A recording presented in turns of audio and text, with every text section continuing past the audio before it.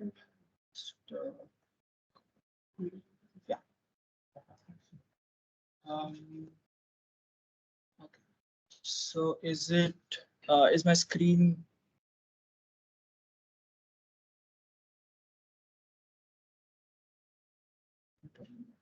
Correct. Is my screen visible to everyone, as in whatever I'm sharing? Yeah. Right. Fantastic. Okay. Cool. So I'll start with, first of all, opening the LITESOPH GUI. Right, so I'm running this on my local system as of now. In the demo session, we'll be using Param, or I think Yogesh Bhaiya will essentially do that because the GUI is a bit slow there. Cool. Okay, so this is what kind of the interface looks like, right? As you can see, this is the file button for new workflow, new project, open project. Then we have tools for visualizations, refresh configuration, about or web page, right? Basic stuff. Cool.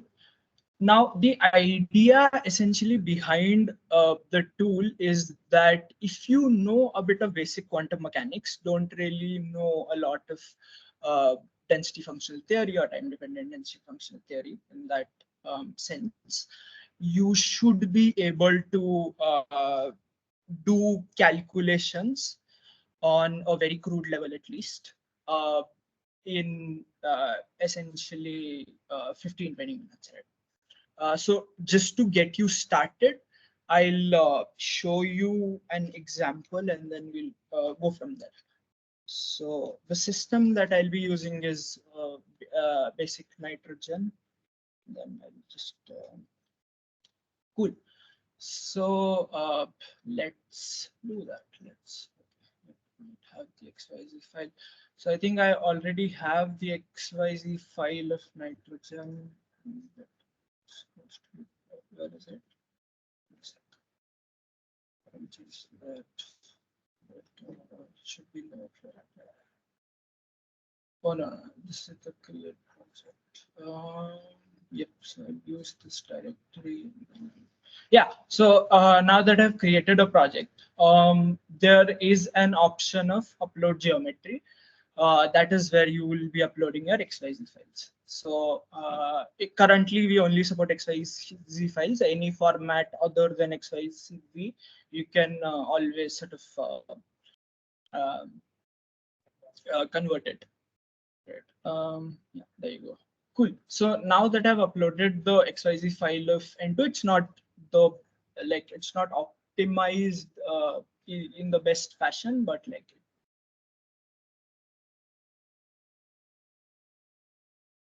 we don't have spin unrestricted calculations as of now, and there is a view button as well, right? If you click on the view button, so what it does is it already takes so it already links you to a bunch of softwares that will be taken in the configuration file, which is primarily VMD and Vesta for like visualization of molecules. I won't be spending too much time on that. Right.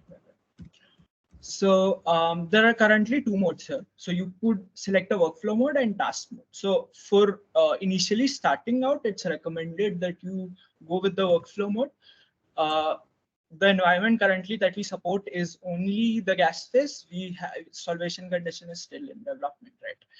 So the entire idea of workflow mode is to hold your hand and let you go through whatever is happening. So say if I click compute spectrum, or rather say compute average spectrum, I'll click proceed. Then these are the basic sort of features that will ask, right? It won't let me proceed. It won't let me do a bunch of things. It will ask like, what is the essential theory level that you want to do. So this is the exchange correlation function. If you remember from Dr. Vadarajan's talk, this is sort of the potential that you use for an approximate map between an interacting system and a non-interacting system, and depending on your quote-unquote level of exchange correlation functions, your results. So there are cruder exchange correlation functions, then there are hybrid ones which are better or more accurate, but like PB is good for the start, right? And then this is the basis type. That is where kind of it really shines, that it lets you choose any of this, right? So if you would essentially go to the engines that we currently support, which is GPOT and WCAN and Octopus, on their websites, you would not be able to use like all of them for a particular engine. Say Octopus only supports FDN plane wave as of now, or GPA only supports LCAO, FDN plane wave and such, right? So, but as you select the basis types, and this is a nice feature that I love. So say I click the basis type and I don't really know what sort of engine I want to go with. And again, as I said, spin polarized calculations are not are still in development. So say I take a grid spacing something like 0.2. Sorry, yep, I'll take a grid spacing like 0.2. So as I said, the default parameters of grid spacing are already given to you. You essentially benefit from our experience in the sense that these values are good for most purposes, or essentially starting out, and it won't give you so it won't give you too many errors. So say if you try to calculate these things through an engine, there might be certain problems that you'll encounter, primarily convergence issues with, say, something like finite difference. So try it out in Octopus if you get the time after this workshop, and then you'll realize what I'm talking about. But these sort of defaults are what the experience is for. So say I give 2 extra states or whatever. These are the unoccupied bands. So there are occupied bands and unoccupied bands as like just basic into. So again, I am just sort of tweaking these parameters as to my will, and I kind of know what I'm doing in terms of optimizing a particular molecule. If you don't, as I said, again, default parameters are the way to go. It doesn't like good. Cool. So I'll just say I use a grid spacing. So grid spacing is essentially infinite difference. Since a computer doesn't know what continuous functions are, what it does is creates a mesh grid, and this happens in like every single computational system out there. It creates a mesh grid, and this is essentially asking you how finer you want the mesh grid to be. If it's too fine, then there are bit convergence issues, and if it's too crude, say I give it 1 Armstrong, 2 Armstrong, then a lot of features might not be visible, right? Now, box shape, depending on what you want. So you can select parallelepiped, sphere, cylinder. I'll go with minimum. Minimum is again good for most sort of use cases. So say I give these particular parameters, I generate input. Cool. So it will ask first, these are the parameters that we have selected. Just recheck them once. Yeah, good enough. I have not entered anything incorrectly. I click OK. Right. Save input. Now submit local. Right. And then specify sort of the number of processes that you want to take. I would like 10 processes for this particular competition, just so that I can make it be a bit faster. So say generate input, you do a generate input command, you will do a save input command. Again, you do not need to worry about what these kind of parameters are initially. As you go along and learn the software, then you will realize what these commands are for, how to use them and such. Right. So there's also a submit through queue option. This is recommended for clusters, param clusters especially. And you will be using primarily submit through queue option in your param cluster and not command line execution. So this essentially nicely queues the entirety of the task that all of the users are essentially using. CLI well, uses this, right? So I'll just run a job right quickly. Again, I've not tweaked any parameters, just number of processes. And even then, if I use one, if I don't have something like OpenMP or something for parallel processing, perfectly all right. Again, you do not need to worry about these things at the start, and you do not need to know any of it, right? I'll click essentially proceed. Now it'll ask me a bunch of other things, right? What is the laser strength that you want? What is the sort of delta kick, the delta function strength that you are currently giving for time propagation? Right.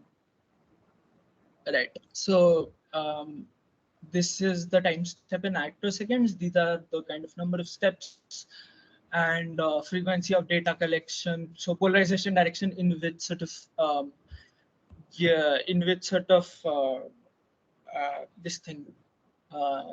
In which direction are you giving your in which polarization direction are you giving your delta function in? And now these are sort of the steps, number of steps for running the simulation. So say if I'm trying to run it for 1,000 steps, so and then my attosecond. So say I do this and I do this. So it's essentially 10 femtoseconds in that sense. In total, it will run for 1 attosecond into 10,000. That would be 10 femtoseconds. In total, the simulation would run, right? Now I can adjust these kind of parameters. Let's try what happens when I give it a more than the upper bounded. So for these particular mesh grid and properties that I selected, 1.92 was what it recommended, right? Now, right, expected time less than this thing, right? Again, you do not need to know these things in the advance. The software will essentially prompt you at every single stage if it doesn't understand what you're inputting, or you're inputting something that might not be entirely correct. Nice part, right? Cool. So just for the whatever demo workflow, I'll be giving it 100 steps, and again, very crude sort of calculations, but okay, I'll increase it to 1,000, and then 1.5 should be fine. Cool. Now I can check the properties. So am I going to do Panchayam decomposition, population correlation? Are these observables I want to extract? Since the workflow doesn't mention anything, and since I do not know what is going on, say presumably, then I do not click these. I just go with this. I calculate generate input. Okay, seems good enough. I do not know what this script means in my head. Then I'll say, okay, just I'll save the input, submit local, and try to see what happens.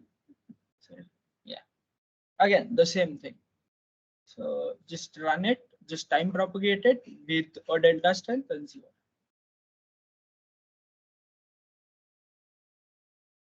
And that is how you essentially go about a workflow, right? Now you calculate the RTTDFT, and then you calculate the compute spectrum, you calculate the average spectrum, and at the end, the workflow is finished, right?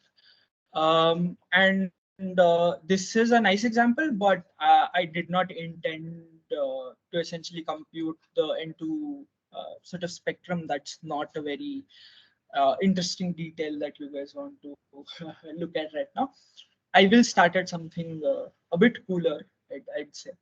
So, okay, let's make a new workflow. So in this particular project itself, I see, oh, I have selected a workflow and I do not essentially want to go this route. I want to go into another route. What I do is I click on the new workflow button. I say, oh, so you can clone from the existing workflow. That is, as in, so if I've already computed ground state and RTTTFT, I can always select a branch point. So say I want to preserve, so whatever new workflow I'm creating, I want to preserve features of workflow one till RTTDFT because I've already done the computation and that's where it diverges. Then I select this particular branch point, right? But I'm not interested in that. I'll tell you why in a sec. Cool. And two instead this right. uh, Workflow mode, as I said, is for hand holding. Pretty interesting, but if you get the hang of the software, then you might want to use something known as task mode. You might want to use something known as task mode, right?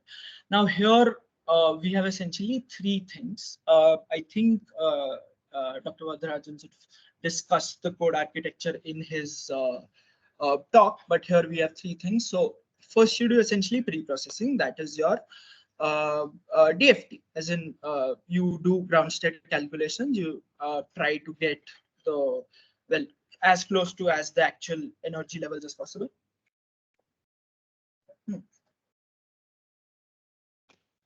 As close to as the actual energy levels as possible. And then we'll move on to simulations where you actually time propagated with certain parameters and such. And then there's post-processing, which is for obviously post-processing, self-explainable. Cool. So the only subtask in pre-processing is ground state, which is expected. So I click proceed, and then I again functional. So I use 4.5. I do a minimum. Also, again, just a reminder, please feel free to interrupt me at any point if you feel like it, you don't understand something. Right. I'm gonna click now, generate input. Works. So, right, I'm getting a little familiar with the scripts now. Maybe I don't exactly know perhaps what's going on, but it's kind of showing me that this is what something an exchange correlation function is, that the octopus is picking. This is the pseudo potential set. I'd like to know more about these features, but for now, let's not get into these. So you do a submit local command again, run it on your local machine, command line execution again if you want to submit through a bash command. Right, generate job script, save job script, run it. Good enough.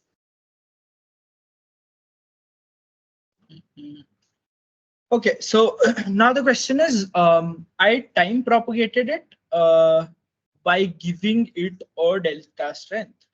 But what if I never give it a delta strength? What if I said, oh, I'm just time propagating it and not giving any particular intensity laser? What do you expect might happen in that case? Like just basic quantum mechanical intuition. Does anyone wanna pitch in or something? You could answer it in the chat.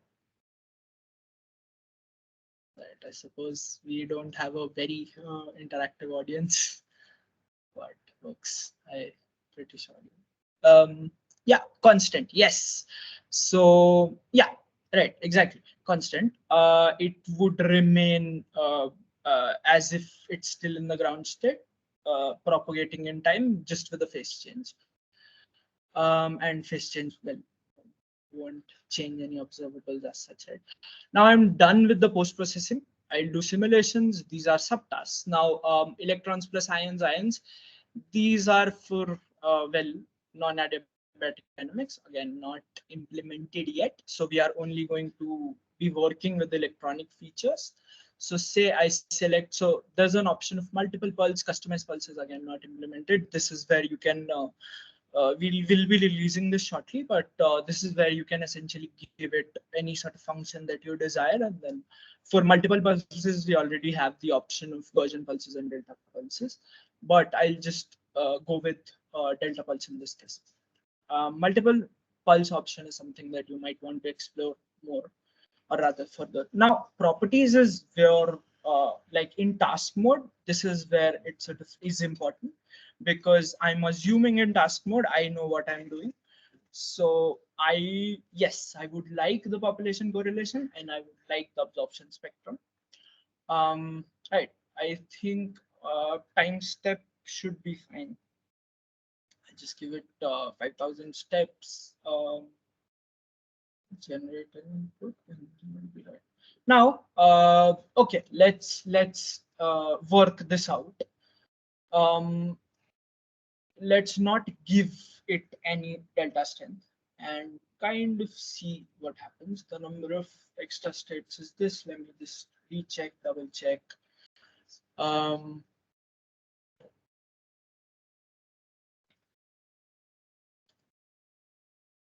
right. So yeah, the fun part about this is that I can modify the script at my will. Again, if I know what I'm doing. So I have a bit of experience with say Octopus.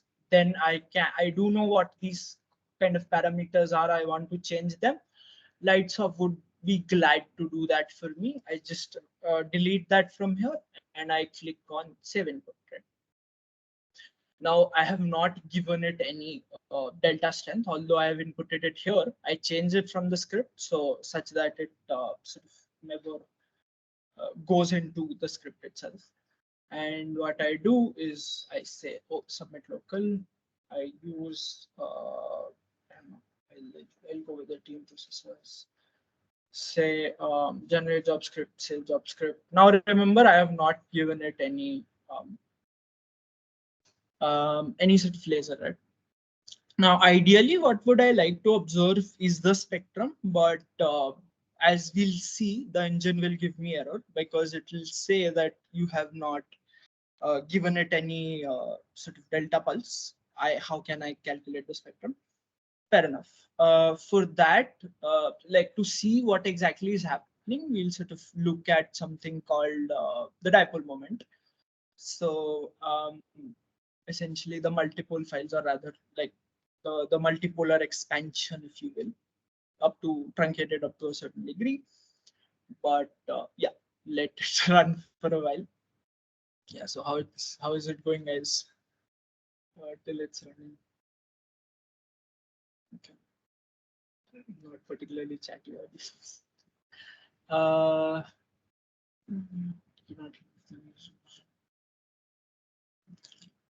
let it run, let it run, let it run. I can, yeah, I'll just emphasis a bit more on the features for meanwhile. So this is where the nice visualization tool will come in when our quote unquote spectrum won't work as expected. We can just click on it. I'm not going to do that right now, but you can just click on it and then it will open up a plot page. And there are nice features where I can just plot a particular file. And I'll show you that in a sec as well. Now, yeah, hey, let's go. Well done, job completed successfully. It reassures you as well. Yes, proceed. Let's proceed. Fun. Let's try post-processing job. Compute spectrum is gonna give me an error. I know that preemptively, or it's gonna give me a very empty spectrum with like just noise. So what I'll do is I'll open up the tools rather than going to the post-processing jobs. Then I'll say, oh, what kind of plot do you want to do? So cube plots, contour plots, histogram, scatter plot, and line plot. I'm interested in line plot. And then I load the data and I'm like, oh, there's workflow one, and what workflow am I using here exactly? So right. Into is the workflow I'm currently using, I suppose. This is the things that I've essentially computed. So as you can see in the directory, these are the files that the underlying engine, that is Octopus, is giving me. And we have nicely sort of our code has nicely uh, uh, categorized into certain directories. So ground state, RTTDFT, td.general files are what essentially I'm looking for. It will give me certain properties of time propagation that I'm interested in. So here, what I'm primarily interested in is the multiple files. Right. Visualization. Yes. So if I open up the multiple files, let me do that. If I open up the multiple files, what I'm essentially trying to plot is, so first and fourth column I'm plotting. I'll show you in a sec what that means, right? As expected, so it's 10 to the power minus 15. The sort of the dipole moment is almost like very scattered, and it's at its average it's 0, and like 10 to the power minus 15 is again it's very little. It's almost constant, yes, because again 10 to the power minus 15 changes well. Right. I'll open it up with so I'll open this file on my this thing to show you as well. If I'm not at other locations, let's go with apps. We'll go with this thing octopus. So we use this, and then we use N2, and then we do octopus, td.general. Oh, these are the multiple files that I'm looking for, right? Interesting. Now this is the time propagation. It's in the units of h bar by ev, your standard sort of atomic units and such. This is the iteration. So for 0th step, first step, second step, blah blah blah. This is the electronic charge, and like the change in quote unquote electronic charge here. This is the, so it's again barely changing. This is the dipole moment, barely changing, barely changing, barely changing. Since I only gave a delta kick in the x direction, well, I did not, but I told Octopus that I am giving a delta kick in the x direction. If I do not observe anything in the x direction, that's a good enough indication that it's not doing anything, right? Right, not very interesting enough. Now let's tweak a bunch of things and see what can happen. So you can get very interesting features just without giving it any delta pulse as such, and I'll show you. Now this particular example is only for illustrative purposes. What you guys, there are, okay, just a bit of warning, there is some there is some deeper problem in what I'm about to do, in the sense the functionals that I'll pick with the thing that I'm about to do is prepare it in excited state, prepare the into molecule in excited state, time propagate it, and see what's happening. Right? There are deeper problems with the kind of functionals that I'm changing. If you know well enough about it, you know what I'm talking about. If you don't worry about it. As I said, this is just for illustrative purposes. Again, and let's go with mag. One. I'll again upload the geometry. Okay, this is getting a bit monotonous, but it will be fun in a while, I promise. Right. We are proceeding with ground state. Again, extra states that I'm giving it are 2. Smearing, I would say. Mixing, I would say. I'm giving it these kind of parameters.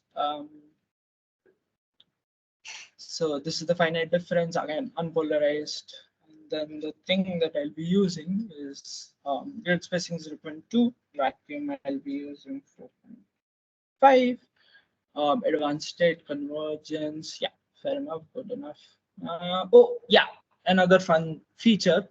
The default engine for this input is Octopus. Please click yes to proceed with it. If no, GPAW will be assigned. Now, try to do a finite difference through GPAW, and you'll realize why the default is Octopus in itself. GPAW is fantastic for NOR type sort of calculations, but if you try to FD, it's going to take a long time. for you to do that. That's why, as I said, we have intricately sort of defined these parameters such that like a friendly user can use them. That's this is the block that I'm looking for. So what essentially is happening, or what essentially I'm trying to do, is prepare it in a state where the occupations. So if you assume this as like one electron, a single orbital. So that is two, one, right? Now, if you give it certain extra states, say 0, 0, 0, dot, dot, dot, if I give it 2, so that would be two zeros. Now, say I want to essentially specify that I want one electron here, and then the other electron that I want is a state like a state skipped.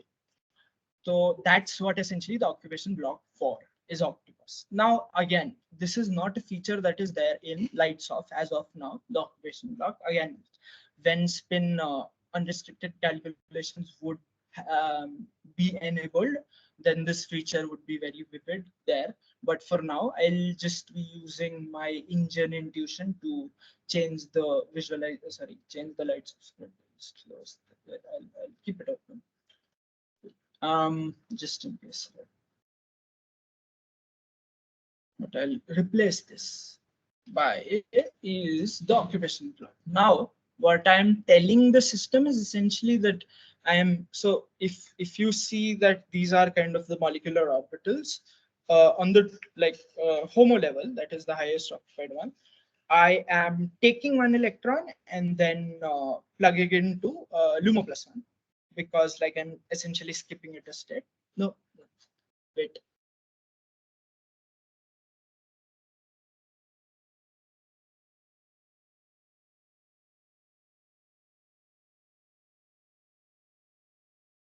So that is what the essentially occupation block does. Now, I would urge you to understand what I've just said through the MOT picture and realize that this is not really, the orbitals are essentially not what you see in your standard MOT theory, right?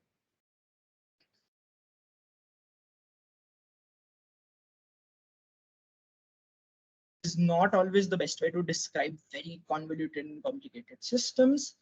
Um, so just imagine it as some orbitals that are spaced through some energy, but you don't really bother like where they are. So you can read the ground state file, you can see where sort of the orbitals are, and then you can essentially know where the energies are and such.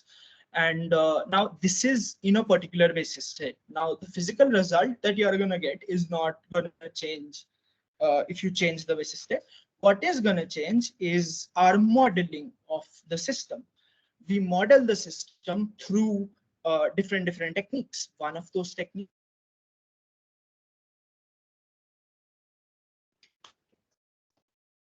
right? I'll just uh, I'll just generate the input. Yes, I do want the default engine to be Octopus. Thank you so much, LITESOPH.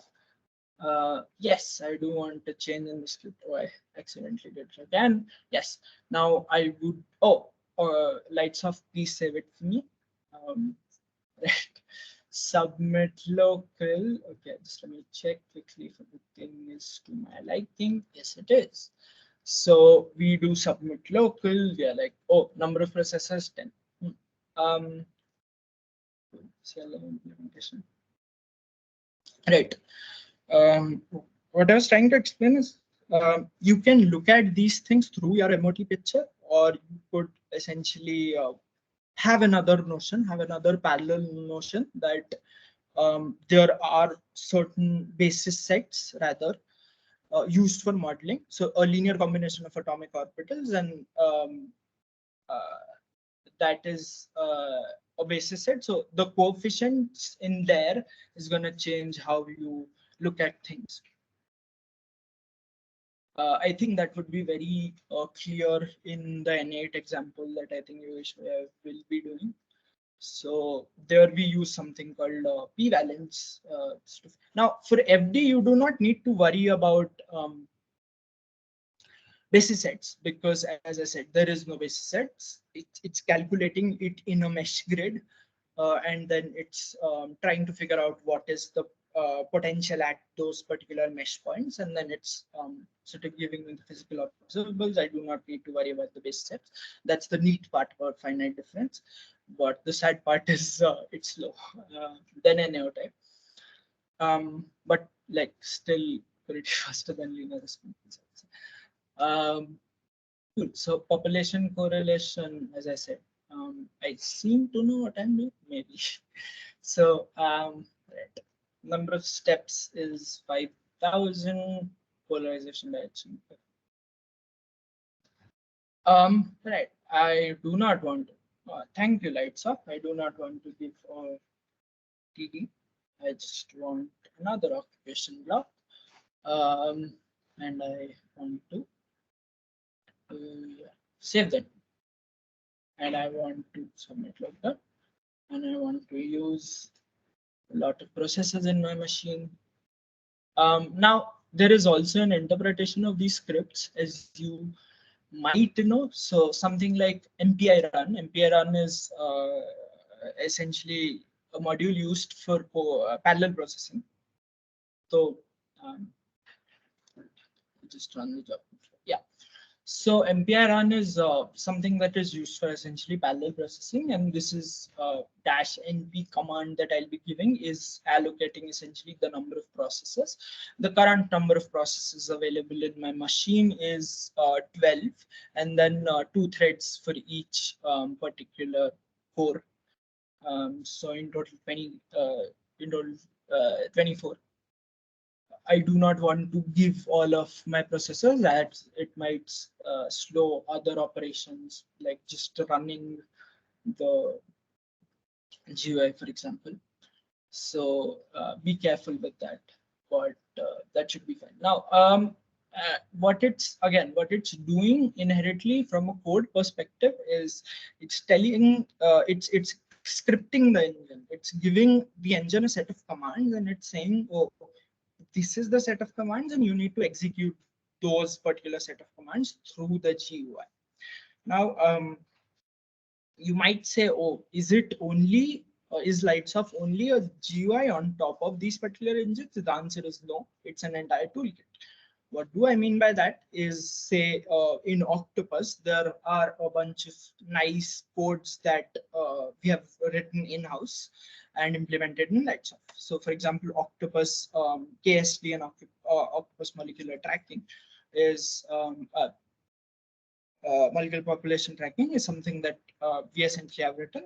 Entire idea is it's holistically a toolkit rather than just a layer of GUI on top of these engines, and that is something that is very interesting to say me, the developer, and you, the user, as well, because if say there is something that is not readily implemented in LITESOPH, you can, since it's an open source code, you can always go to the website. You can always just assign an issue.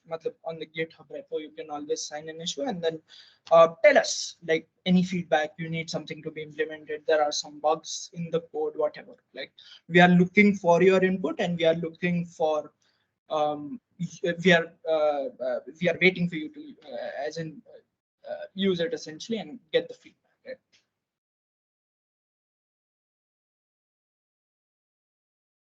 Okay. Now I had explained for ground state calculations that the ground state system is essentially likely going to remain constant, as someone pointed correctly in the chat. What do you think would like, before I actually plot the multiple files, what do you think would happen? Like, again, from this thing, basic quantum mechanical intuition.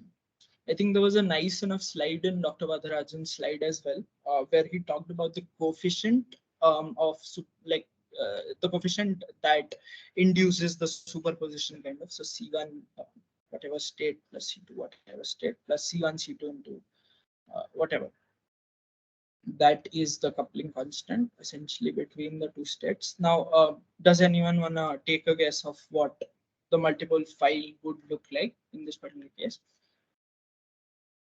Can type it in the chat if the one.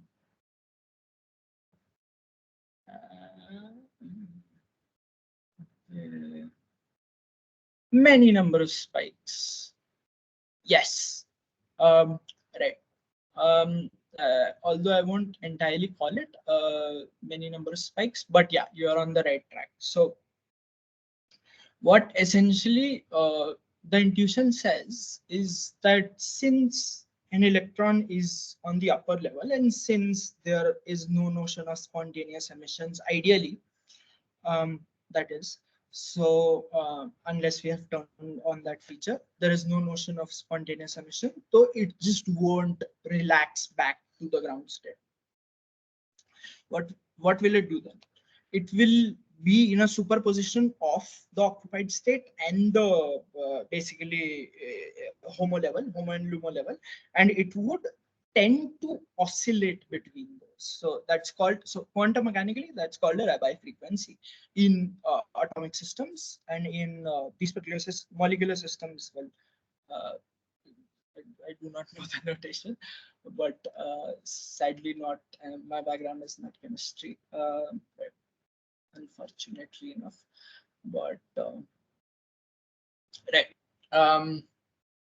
So say now I want visualization. Now I want to see how the dipole moment file looks like. I'm very eager. Line plot. I'll load the data set. This was for this is td.general, and then this is energy multiple projections. Now I'll so this particular energy files is essentially for ground state energy database, and then you'll realize like if you open these files up, what are they giving? So it's going to give you eigenvalue of energy eigenvalues of the occupied states at like whatever states are occupied, and then multiple files is obviously going to give you the dipole moment. Projection files is gonna give you something like molecular orbital tracking. So when you project a wave function onto another wave function while applying an operator, what you're essentially doing is trying to see what's the correlation between the two wave functions in a crude sense. Right now, let me do that in your inner product notion of things. This is the axis, so I'll do that, and then I know I gave it in the x direction. It should give me something cool in the x direction, right? Oh well, is there a change in this and in this is the question now. So the same parameters, just that I prepared the state in prepared the state in some other sort of state. As you can see, it gives it a nice sinusoidal envelope. Now, as I said, the example is not to be taken very exact, but interestingly enough, it's giving it a cool sort of sinusoidal envelope that essentially tells you that the dipole moment is oscillating and then electron is right. I will show you a more extensive computation that I did so that it's clear. So I'll just go to the. I'll just try to plot these things to the right. So this was the file load, the calculation that we done. Right. Yeah, these are the files. Yeah. So this, I think this was the computation that I did earlier. This is nice. So I'll just use XM Grace for plotting. Sorry, LITESOPH.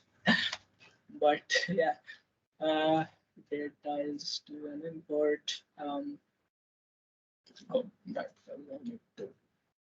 okay. XM Grace is not usually kind to me. I hope it is now. Ah, yeah. Okay. Yeah. So td.general. Yeah, there it is. Multiple files. And then load it as a block data. Again, this software you do not need to worry about. Although nice enough feature in nice enough software in Linux. Highly recommend. So X column is one block.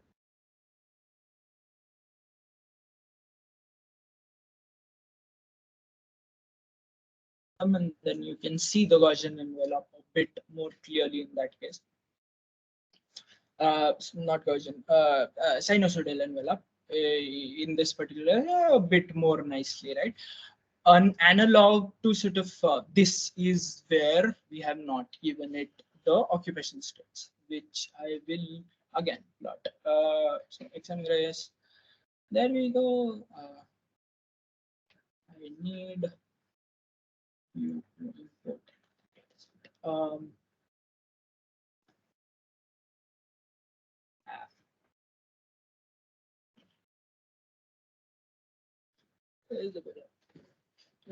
it doesn't listen to me. Okay. Yes, yeah. Okay. No, no, no. We'll go to the no, no, no. We'll go to end to end. Yeah, yeah, this itself, and then we'll go to no, nodal, nodal. Yeah, yeah. So no, just click this, and then yeah, workflow one. So there are two workflows, and then there's some octopus. Go to the TV channel, please. Multiple files.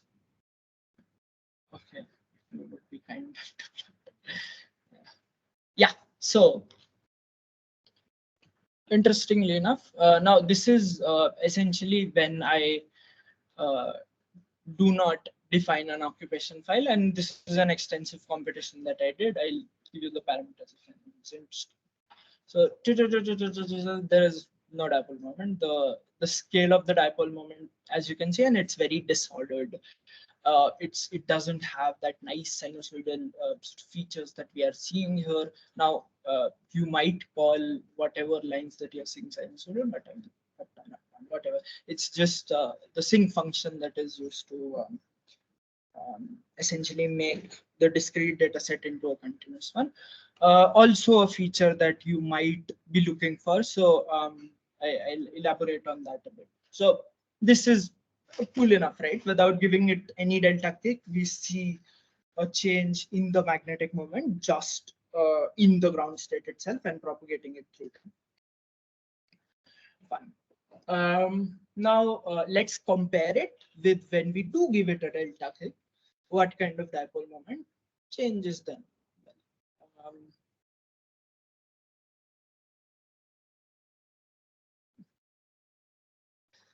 yeah.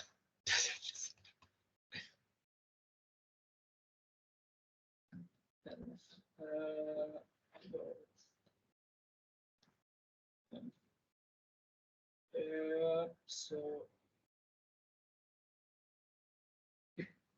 hmm, I did I give it a delta kick?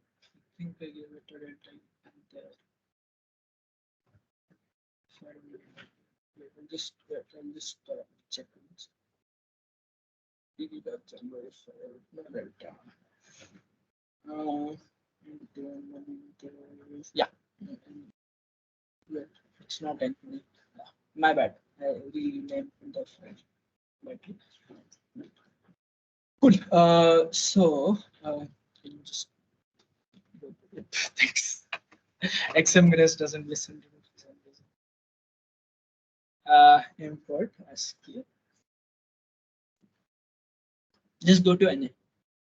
No, no, click the MSCC itself. Up. Can you go back? Yeah. MS. No, no, no, the smaller one. Smaller one. Down, scroll down.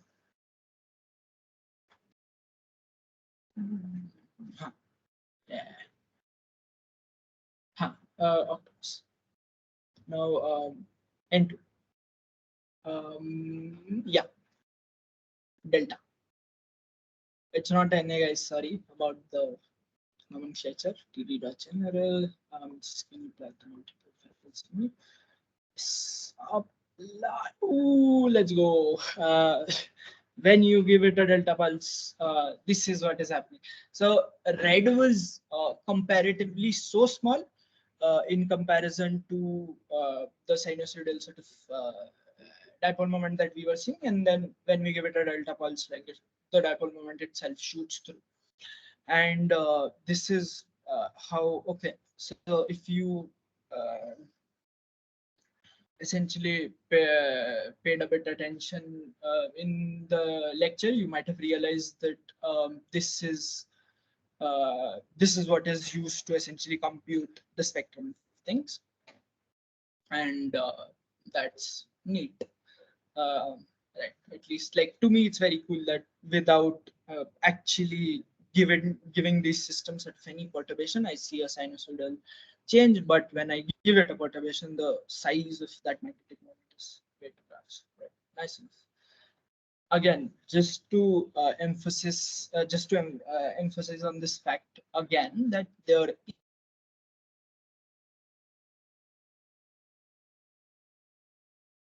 using and the computation that I'm doing in N2, but for our purposes, it should not be a problem.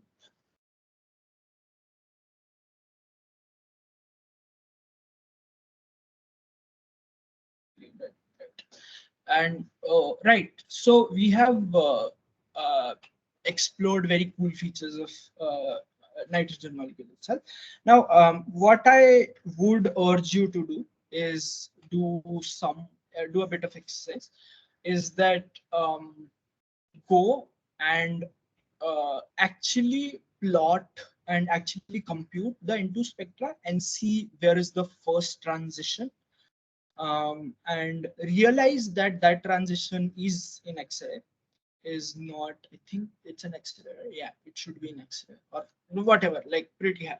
So it should be an X-ray, and then according to that particular frequency, try to give it, say, a Gaussian pulse or whatever to try to populate it into that system, or just like observe the features, right?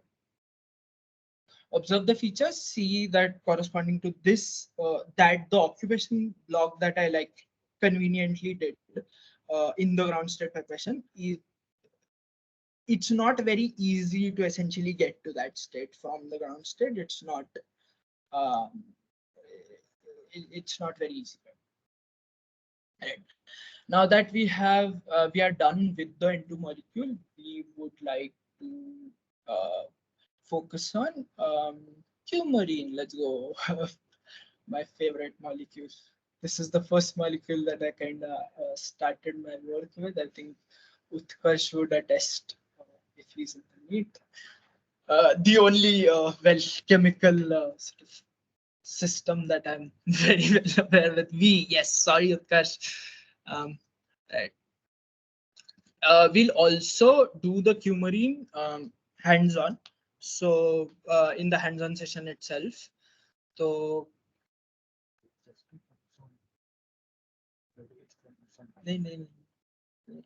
I'll just show you the change in magnetic moment of coumarin without any single perturbation. So I'll just open up a new project.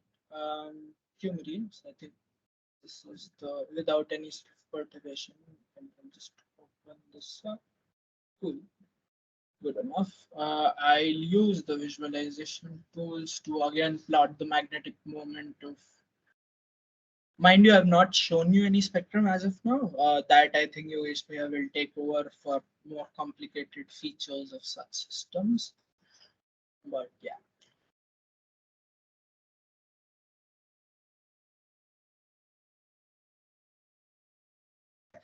Has been done without giving it any delta kick. So the change in magnetic moment would be like as expected, would be pretty low or negligible rather, just some noise, right? And Okay, it's not very clear from this. I'll just open the units are messing up your notion of what this is very small. The change itself is almost nil. I'll show you in the bit. So uh, td.general and then multiple. Yeah, just observe. So in the x direction is 7 point, no change, barely any change, and probably the fifth or the sixth 10th bar. It's giving an and that's visible in the light visualization. And it's all the way there. So constant dipole moment without any delta kick as expected. And um, I guess that's all from my side. I think Yogesh Bhaiya would take over. Oh, actually, we could also plot. Um, right, we could do this. Interesting. We could also try to plot the molecular population of N2 uh, to essentially gauge what's happening a bit better. TD dot general projection. So let me just select this. Oh, right, my bad. This is from another. I'll just open up another.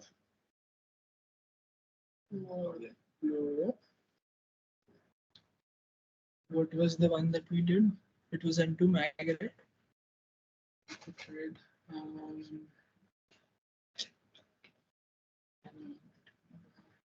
yep. So this is with the minimum box. This should work. My bad. N2.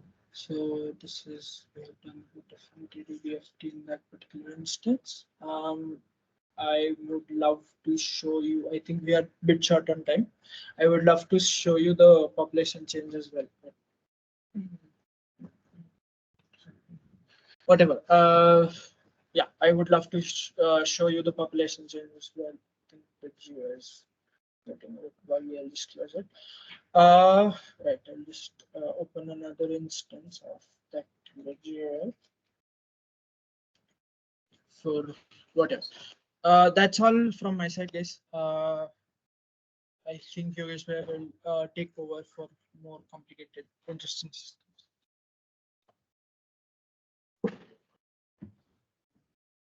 Yeah. So good afternoon, everyone. So I am Yogesh Verma. So basically, there was a nice demo by Ranjan. I hope you learned a lot.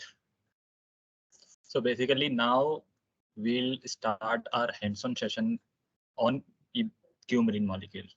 So there in the hands-on, what we are going to do is, so we will compute the spectrum of the coumarin molecule, and then we'll compute the Kunshan decomposition and plot the TCM plots, transition contribution maps that was that Professor Vardarajan discussed about it, and we'll see how which single particle transitions are contributing in the excitation peaks, and maybe and then we'll verify it by plotting the MO population MO populations of the different states of the molecule. And then if time permits, we'll talk a bit about a nice feature in the LITESOPH that is masking, where we we can use that to study the excitation energy transfer between two molecules or two systems, like donor acceptor kind of system. So uh, let's, for the hands-on session, we'll use the Param Kamrupa. So you guys, as Ashish told you how to log in the morning session. So just try to log in into your Param Kamrupa accounts. So I'll also log in into my Kamrupa.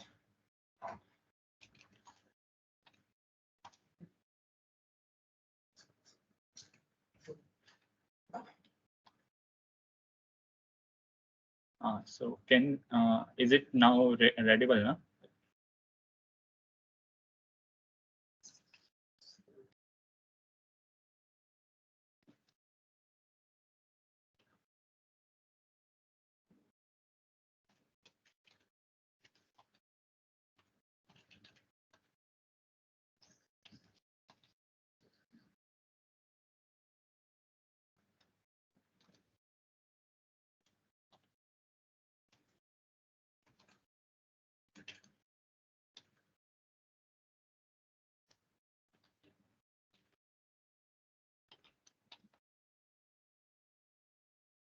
Yeah. So everyone has logged in into their Kamrupa accounts, or does anyone have any problem even now? I don't think that anyone should have. So before launching the GUI, I would recommend to use one command on the terminal, which is given to you already. So if you will open the Git repo of MSCC, there they have given you the job scripts and input files. So in the job script, you'll see the Kamrupa job script. So I would recommend to use this export Python path command to the terminal.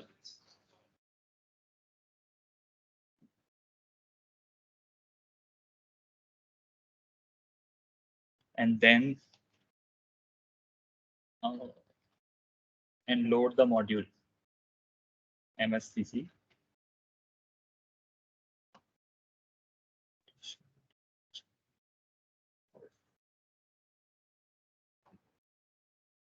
Okay, I'll share in the chat.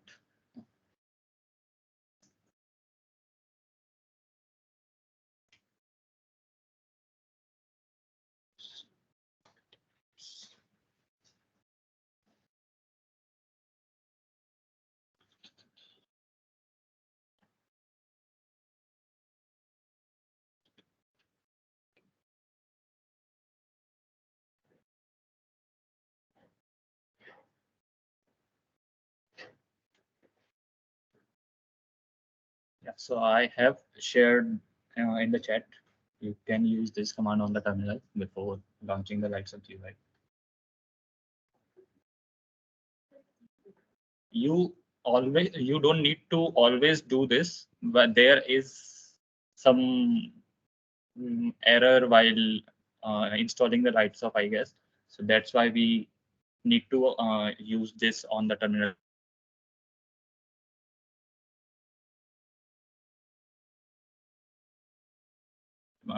You use this command, but not all.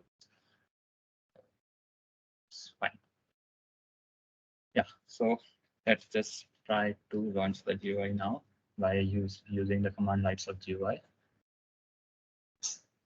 And since I am launching the GUI on the terminal, it will take a bit of time and it will be a bit laggy. Since earlier when Ranjan was using on the local machine, it was working fine, but on servers there is some problem with the using GUIs. So it takes a bit of time.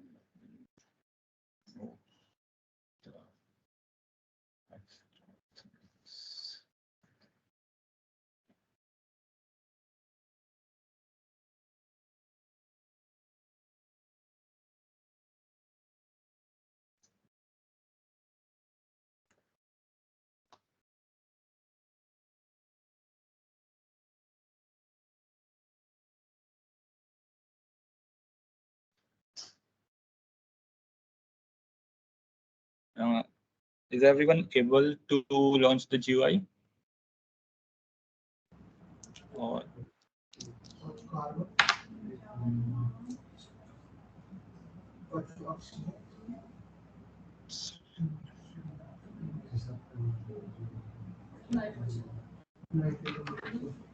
Seems like traveling down completely.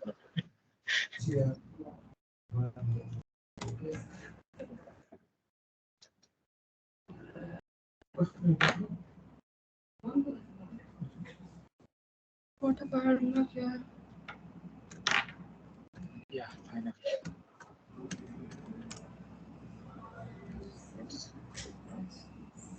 Yeah.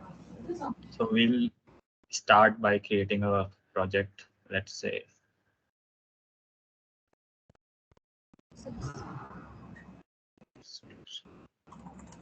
M X 02.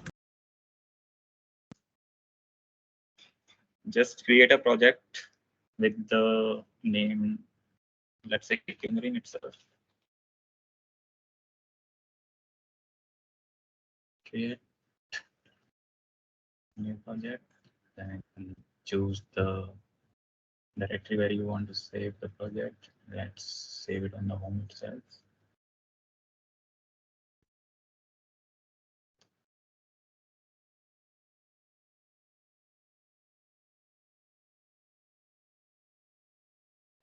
Feel free to stop me if you feel you're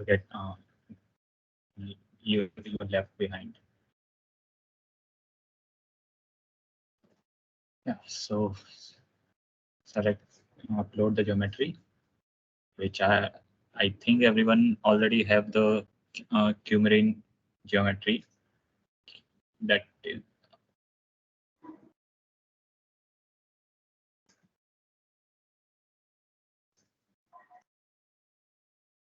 that this Qumrin underscore opt dot xyz file. Use that file. You can view the molecule as well if you want to, and let's use the task mode to do the to calculate the spectrum and the KSD. I'll show you how to use the workflow mode when I'll calculate the MO populations.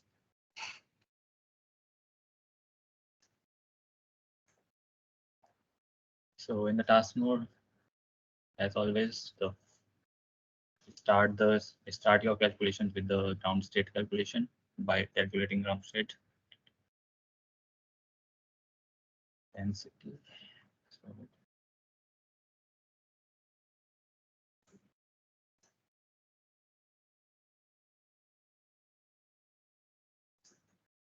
sorry for the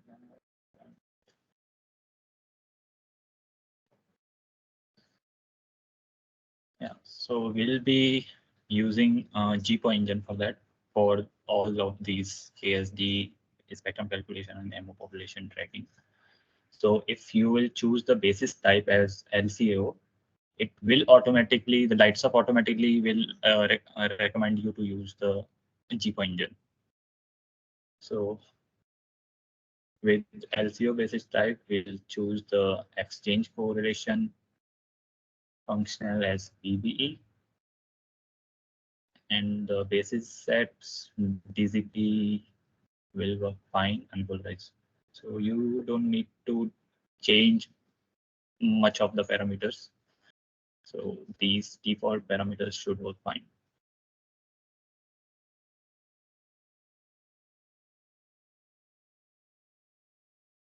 Required to calculate the Poncham decomposition. So let's say we give 10 extra states for analysis. So these are the 10 unoccupied states. So GPO will calculate the 10 unoccupied states as well as the occupied states. So let's just generate.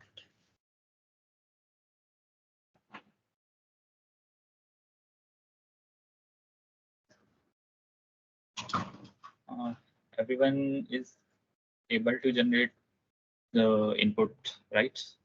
Or does anyone have any problem, you can share it in the chat box, or you can maybe unmute your mic and tell me if you have any problem.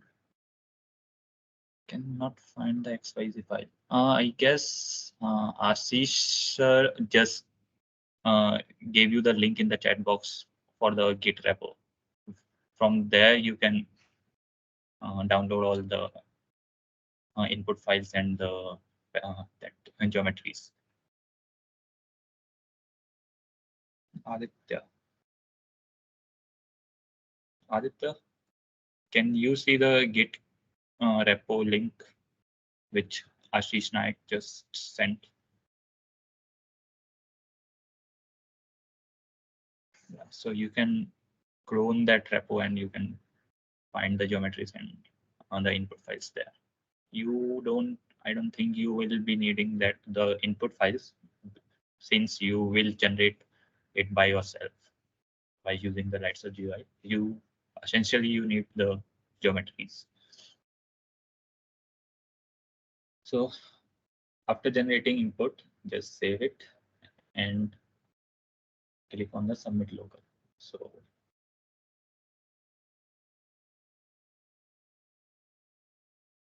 earlier when Ranjan was using the his local desktop, he was just directly generating the job script and saving it and running the job.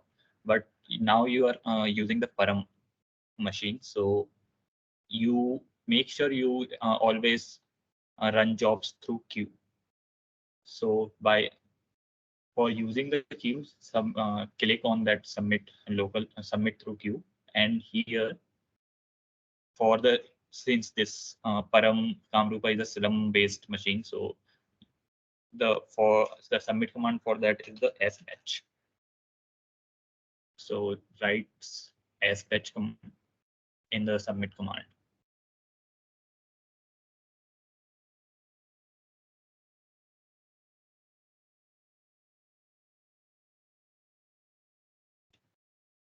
And then if you will generate the job script, there you need to modify your job script as per your cluster type.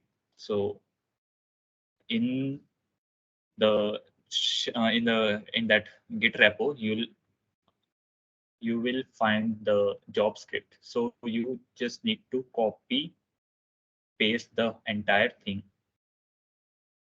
from this Kamrupa job script. Just copy that and paste it before this cd home mscc, this cd path. So remove this bin bash and paste it here. So here, so to submit, these are the queue for the Slum machines. So here the number of nodes are mentioned, the number of processors, core processors or number of cores, whatever you are going to use. This is the wall time and your job name. You can change your job name as GPO or anything you like. Just say GPO. So save it and run.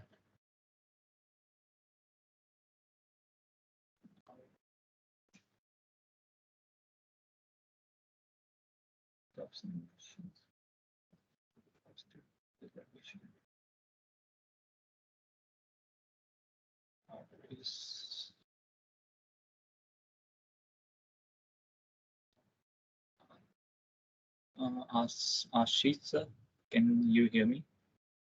Just to remove the last line if the reservation is not working and then check.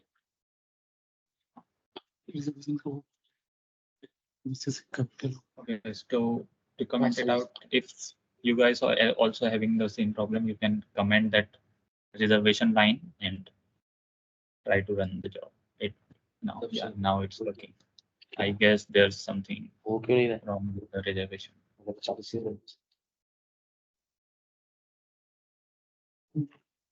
So it is saying your job is submitted. So it should be running in the terminal in the backend.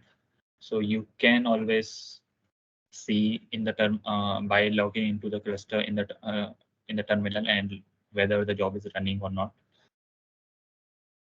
Or if you will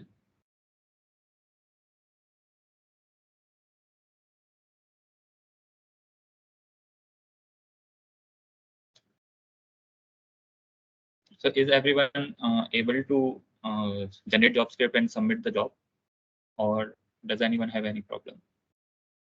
Meanwhile, let me check if my job is running or not.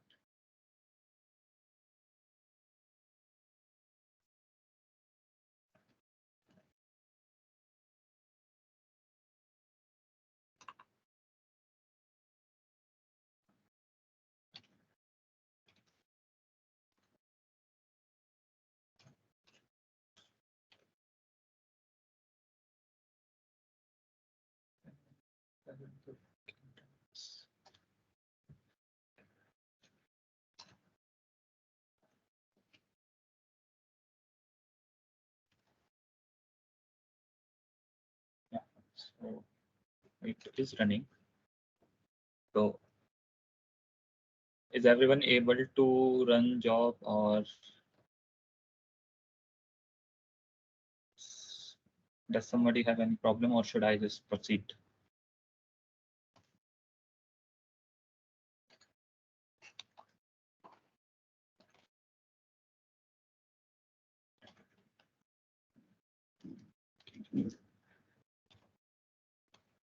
Yeah, so as you can see on the terminal, my job is running.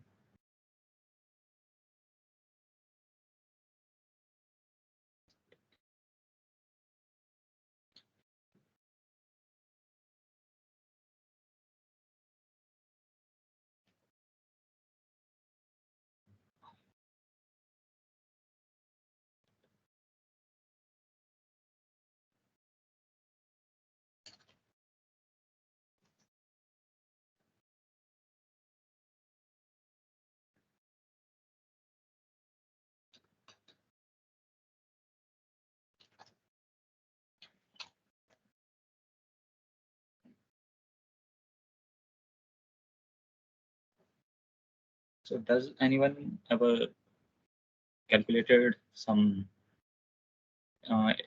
spectrum by using some other software or something like that? Meanwhile, yeah. So our job is completed. So we can proceed to calculate to do the RTD DFT part. So is everyone done with the ground state calculation? I'm proceeding to the RTD DFT simulation.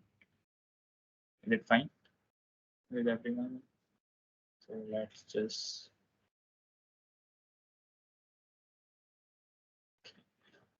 choose the job type as simulation.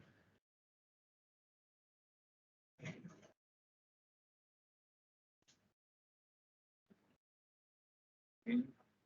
The subtask will calculate the electronic Hello, part. hello. Can I say one thing? Like, Yes. the job script will run with the reservation flag for the users. You are logged in from like MSCC now, so that's why you are not added in the reservation list. That's why Okay. we have to remove it. So for the Oh. users, the script is the same, so they can just copy and paste it. So it will run. It will go on the reserve nodes, and they can get out of output from there. Okay, cool. Yeah, so I think everyone is done with the ground state calculation. So let's just proceed to the TDDFT part. So we'll just propagate our system in time using our ground state density.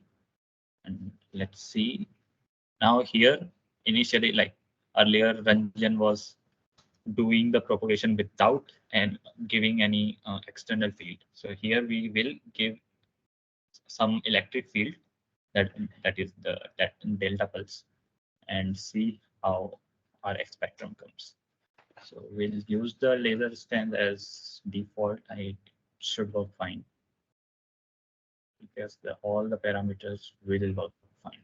So we'll take the 10 attosecond time step and we'll proceed with the 1000 steps. Yeah, so in the properties, make sure to click on the Kohn-Sham decomposition and population correlation tag because they are used to calculate.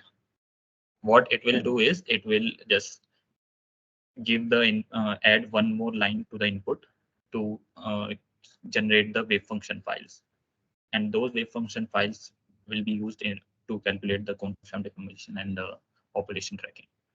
So let's just generate.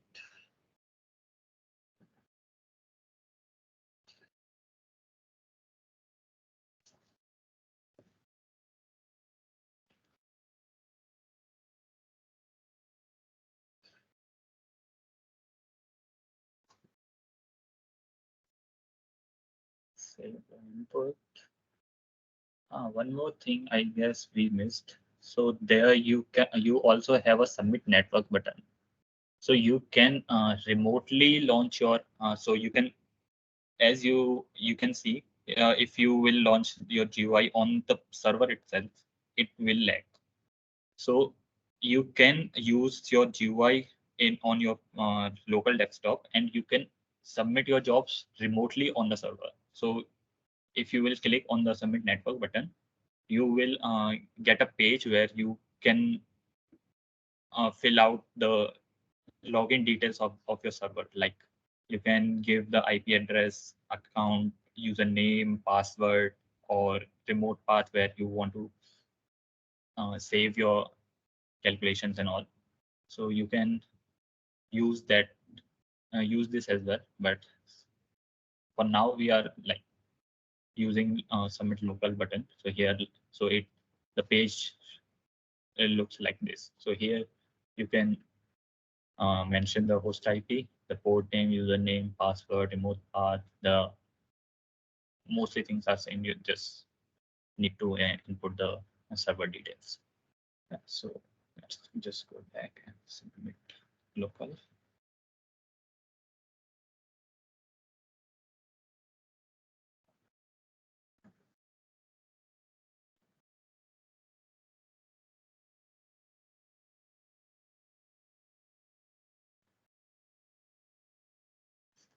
Meanwhile, if anyone has any doubt, please feel free to ask. So just do the same thing, submit through queue, submit command as batch. You can mention number of processors, generate. Again, you need to copy paste the input file, these queue tags.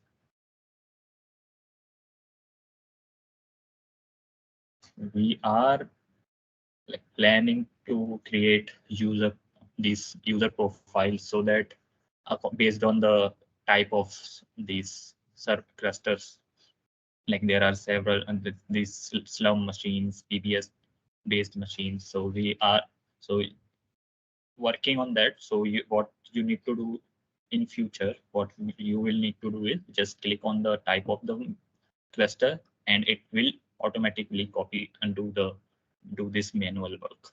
So we copy paste these Q tags. Just paste it. Everything seems fine.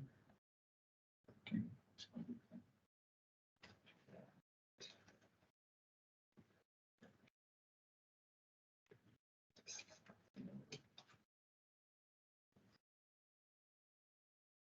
Okay, save it and run. Job is submitted. So it will take a bit of time, I guess 3-4 minutes. Meanwhile, if you have any doubt or you want to share something, you can do that. Or if you are having any problem submitting job, you can ask.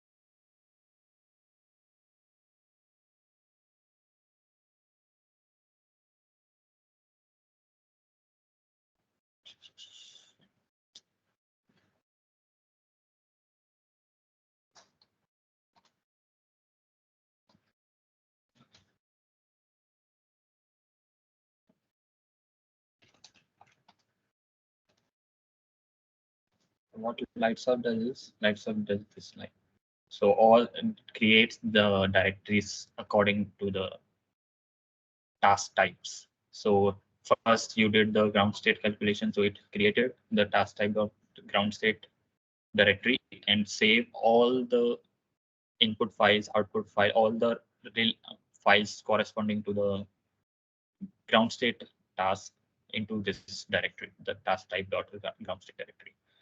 Similarly, if you will see in the task type dot rtddft, you will find the files related to the tddft.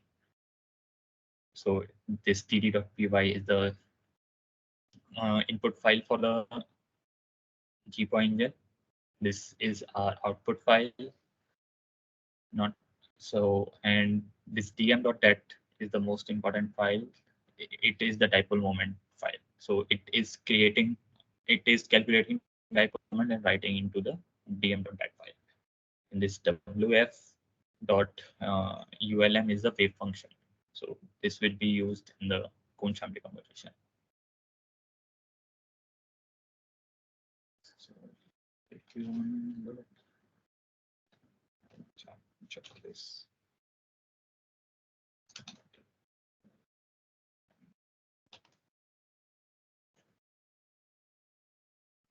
Is everyone able to submit job in this TDDFT?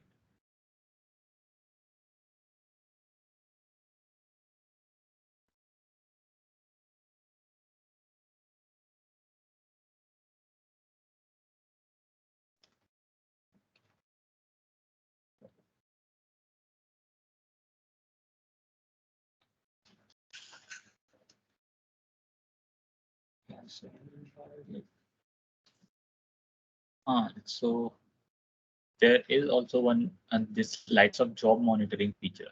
So you can track your job by giving your job ID here itself.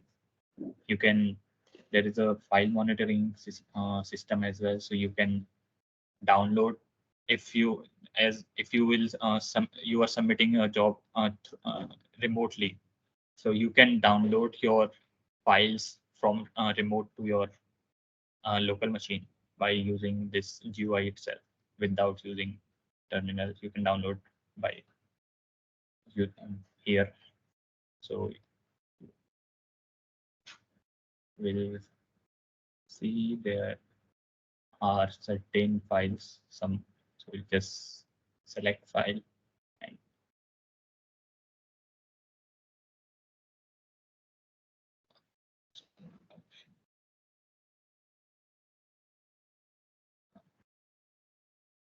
we can view that as well.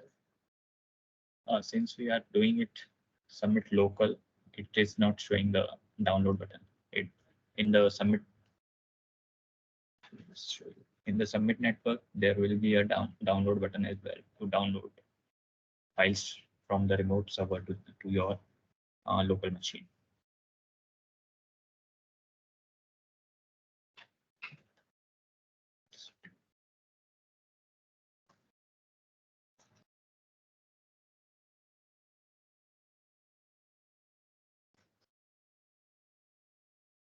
Yeah, yeah.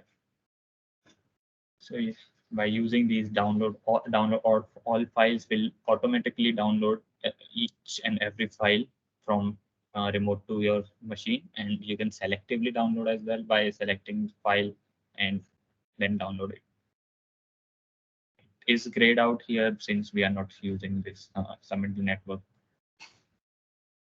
But if you will use it, it should work fine. Yeah.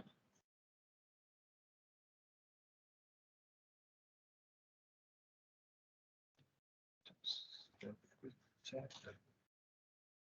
It's taking a bit of time.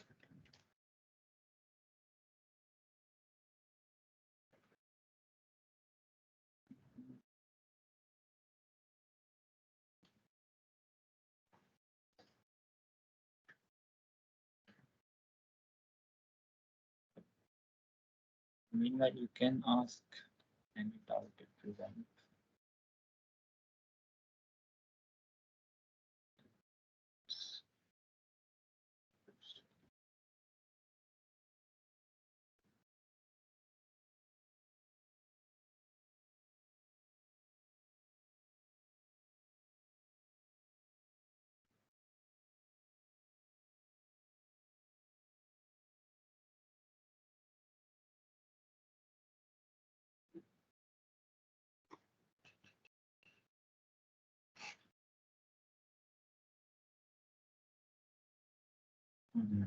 So you can go to our web page as well, the LITESOPH web page, by using this web page button, and there you will find a decent documentation of LITESOPH.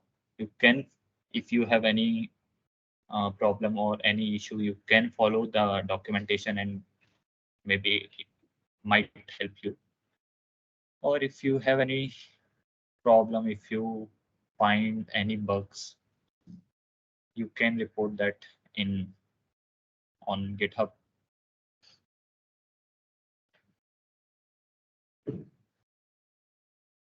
Because feedback will make the application better.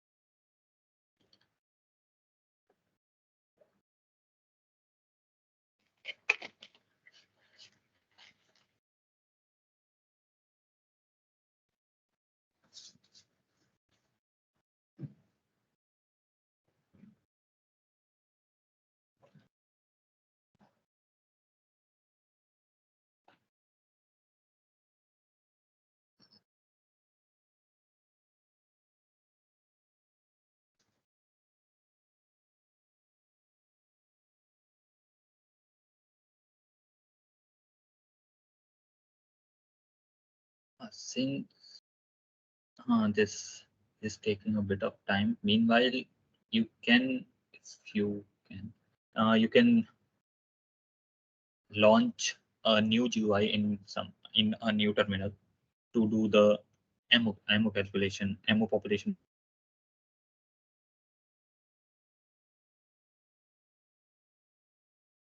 in a new terminal.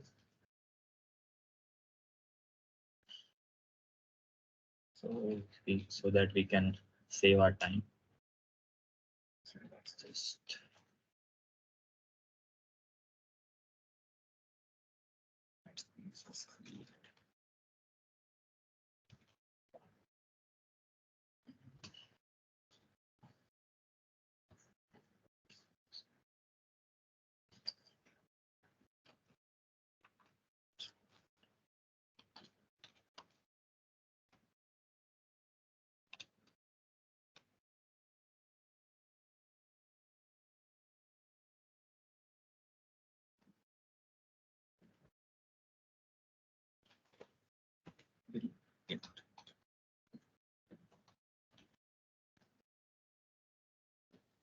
दो जीवन एक साथ चला दूं।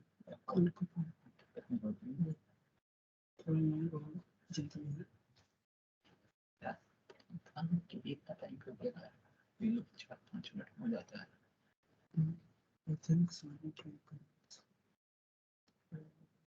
So you can try to set up the ground state calculation for the for MO population tracking by yourself. And if you have any problem, you can ask me. You can take it as an exercise. You can set up a ground state calculation.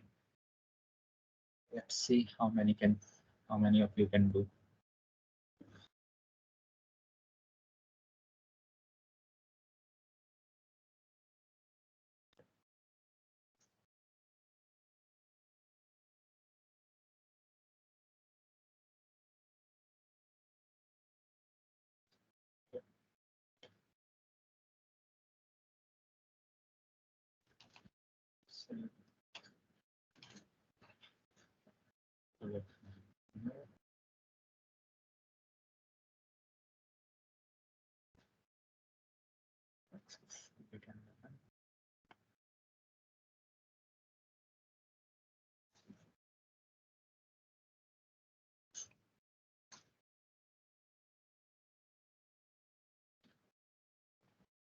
So geometry.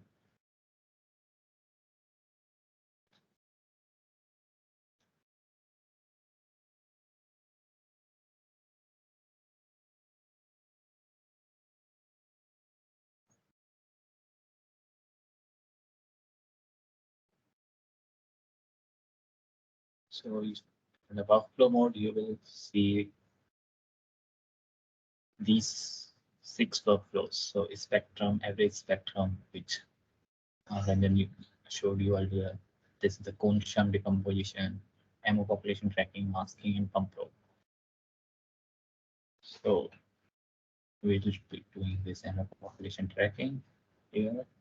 So it will guide you through the predefined steps. So if a beginner starts and he doesn't know how to calculate the MO populations or how to like track the population of his MOs, so the LITESOPH will guide him through the predefined steps. So the first step is the ground state as always, then the TDDFT simulation, and then the computer MO population.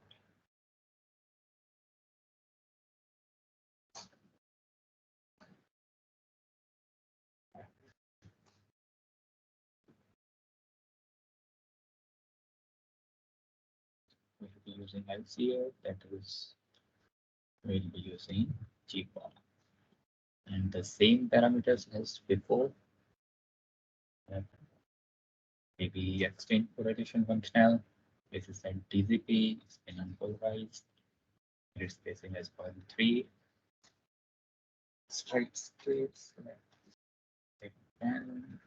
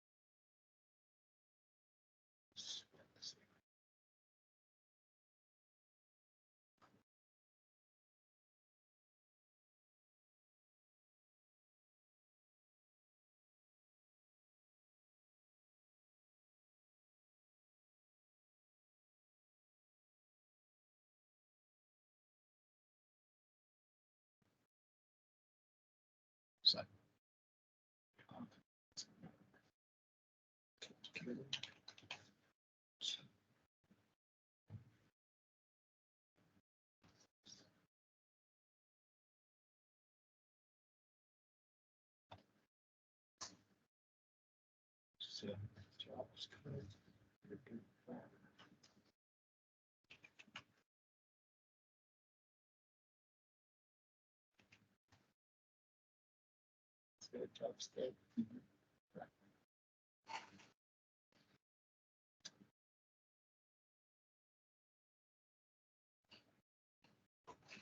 Yes, I'm getting the more errors than you.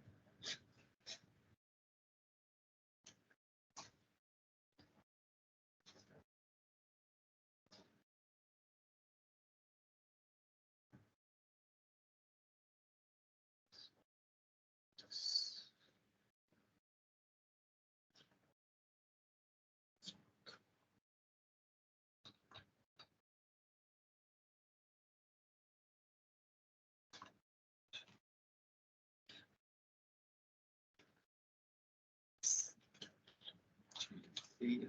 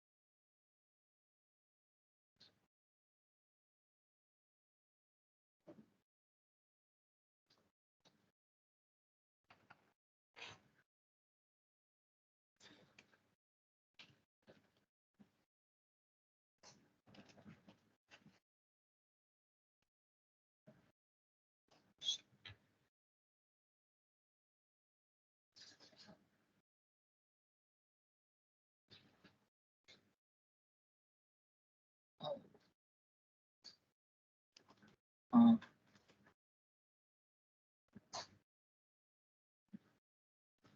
is there anyone whose TDDFT calculation is done already?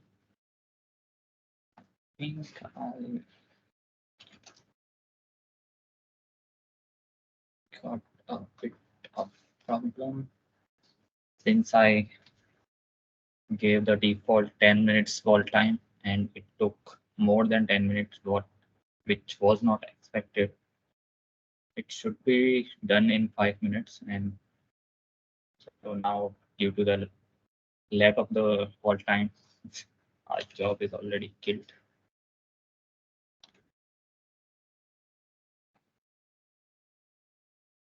So let me just show you the already calculated spectrum, which I already. So if your jobs are running fine, you should get a spectrum like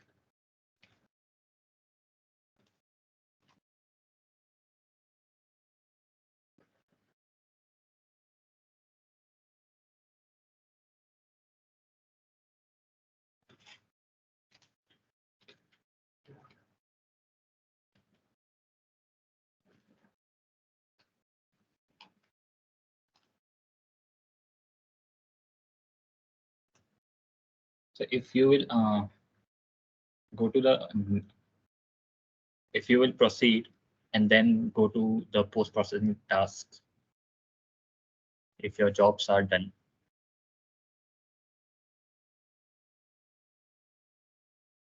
So here in the post-processing tasks,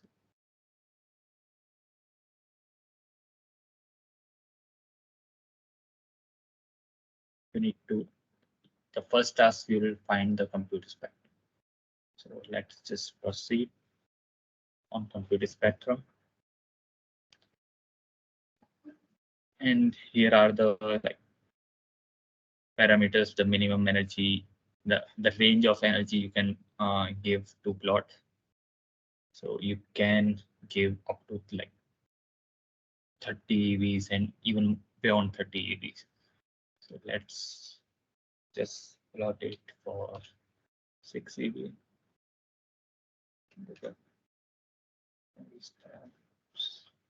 Just let's say 0.2 and submit local.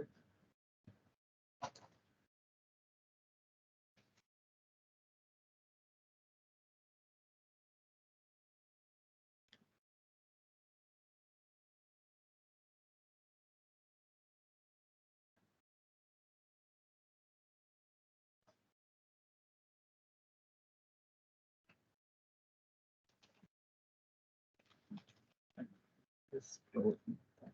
Should be.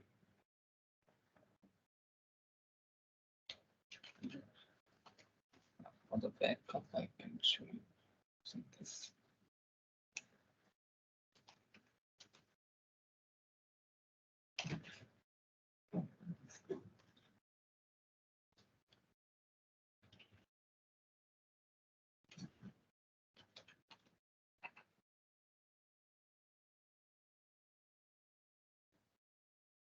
Is everyone done with the TDDFT calculation? Does anyone have problem except me? You can always click on the plot button and plot your spectrum, which I don't think will be that great because our simulation might stop in between.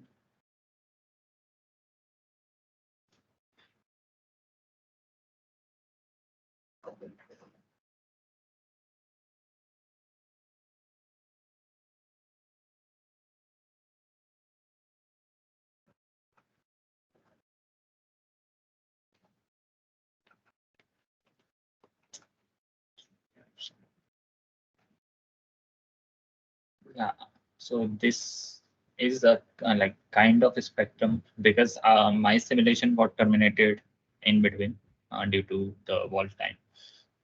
So if you will run a proper simulation, if you are able to do your simulation completely, then you will get a proper plot like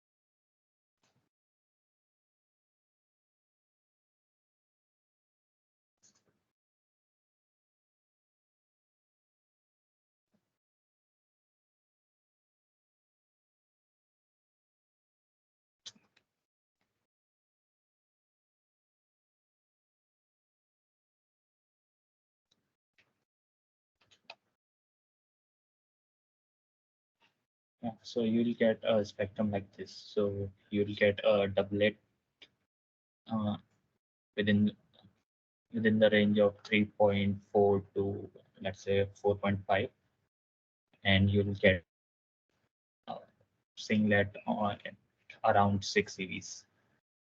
So to will so you will get this spectrum. Is anyone here got the same spectrum?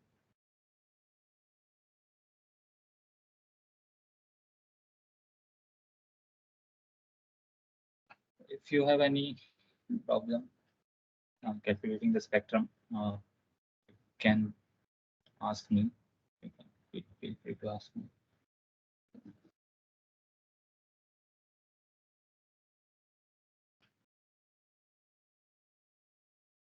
You can always type in the chat box if you have any problem.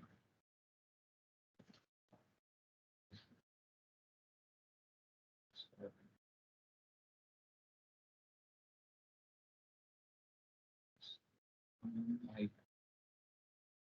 I assume everyone got the spectrum right, since no one has any doubt or any problem. So let's just analyze this peak, which is at around which is at 4.26 EVs. So we'll calculate the Kohn-Sham decomposition for the 4.26 EV frequency, and we'll see the which single particle transitions are contributing in this particular excitation. So to do that, just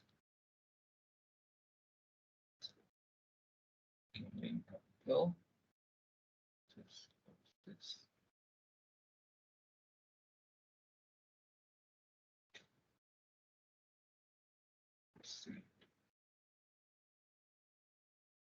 After plotting the spectrum, you can click on the proceed button and it will redirect you to the uh, welcome page, I would say, or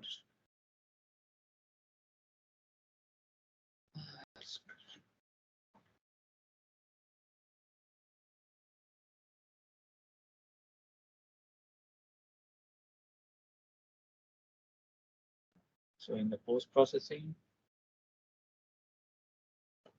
again,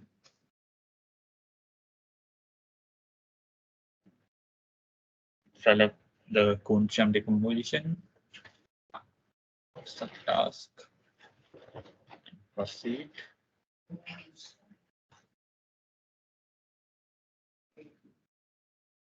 It will ask you for the list of frequencies. You can give one frequency or a long list of frequencies to calculate Kuncham decomposition. Let me just show you how it's done. Let's say 126. So we'll calculate for the 4.26 and give axis limit 5, submit local, and it will give you a table in which it will show you the transition, single particle transition, and its weight to the excitation, that this 4.26 EV this particular excitation. And there you would see some single particle excitations are contributing positively, constructively, and some will be contributing negatively. Just do it.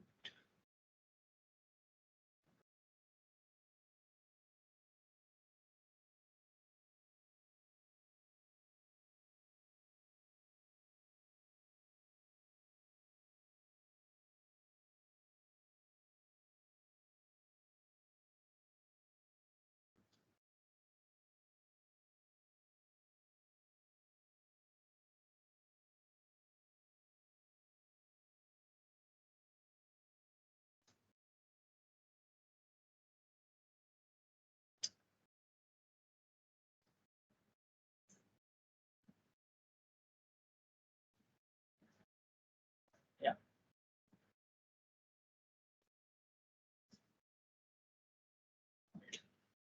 So this is the table. So here you can see. So the initial state 24 to 27.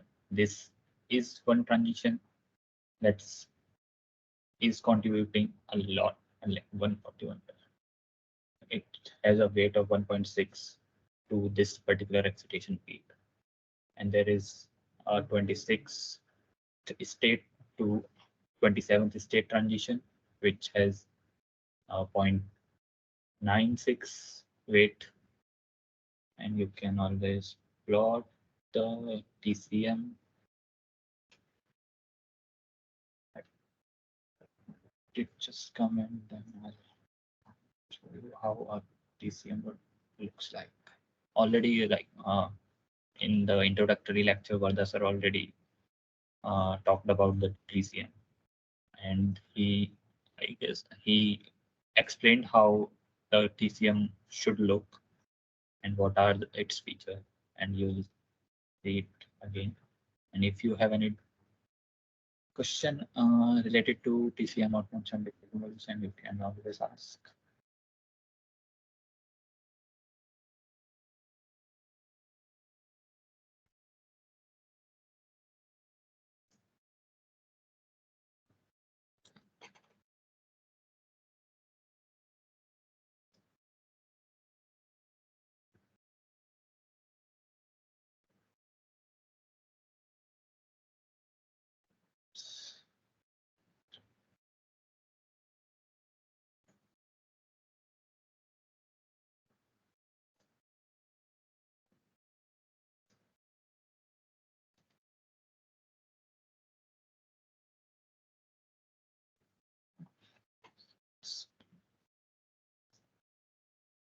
It's taking a bit time.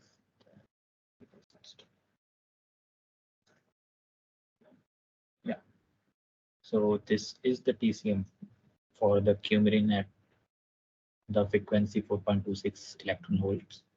So yes, this line you can see is the resonance line, which has the like E occupied E unoccupied minus E occupied. So, and that is equal to the 4.26 eV. So this, and there are two red spots. These red spots shows the positive contribution of the transition, which you saw in this table.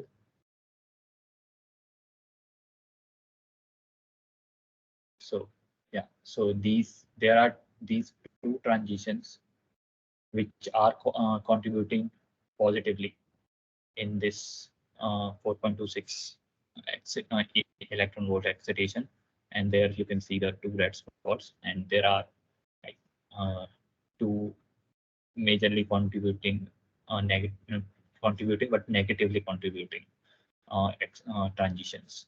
So these blue dots are the shows the negative contribution of these transitions.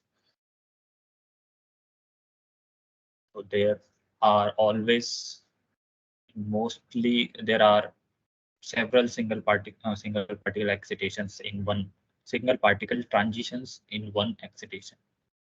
So as you can see it here, and this we can always verify using the MO population tracking tool. So what do you expect in MO population tracking should happen? What should happen in the MO populations?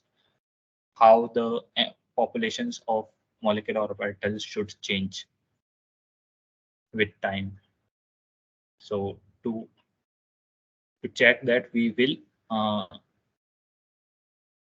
excite our Coumarin system with this particular 4.26 electron volt energy. So to do that, we will design our a laser with a specific with a specific frequency. So Gaussian, we can always design a Gaussian laser. Also, we will design Gaussian with a 4.26 electron volt frequency and excite our system with that particular laser and see how the MO populations are changing with time. So to do that, let's just close this GUIs as our purpose is done with this task mode. So I guess you guys have already done the ground state calculation for the MO population workflow. Is there anyone who hasn't yet calculated the ground state for MO population workflow? Because I'm going to the RTTD DevTest step, and there we will design our laser with 4.26 electron volt frequency, and then we'll see how population is changing. So in the workflow mode, when you will press the proceed button, it will directly take you to the next task page. So after proceeding, it took me to the RTTD50 page instead of going back to that main page. So here this is the page for the laser designing tool. So here you can see this design and or edit laser button. So if you will click on this button, you will see a page uh, to give the parameters for your laser, your particular laser. So there is a tab of saying type of lasers. There you can see there are two types of lasers that are Gaussian pulse and delta pulse. And I think everyone is familiar with both of the pulses. So we'll design a Gaussian pulse with frequency 4.26 eV and polarization direction as our molecule is in XY plane, so we'll give the polarization direction as X. We can give maybe a bit intense laser. So let's just give the peak strength as 10 to the power minus 2. This is the relative strength at time origin. So if it's in the 10, in the powers of 10, so we can, let's just give it 2. And this, so there is one more tab called masking. So what this tab does is it introduces a plane or a sphere so that our external field won't affect that region. So if we have a, let's say we have a parallelepiped box, simulation box, and we describe a plane at the center of the box. So it and apply our external potential. So what it will do is it will just uh, it will eliminate the first half of the box, and the other half of the box will remain unaffected by the external pulse. So this is the concept which we use in the masking workflow, which I think I'll be able to show. Let's just, but for this laser state preparation for this ammo population, we don't need any masking, so we'll just skip it and we'll just design at our laser. So it will, you can always check the parameters of the laser. You can plot using this plot button. You can see how your laser looks in time. So, analyze.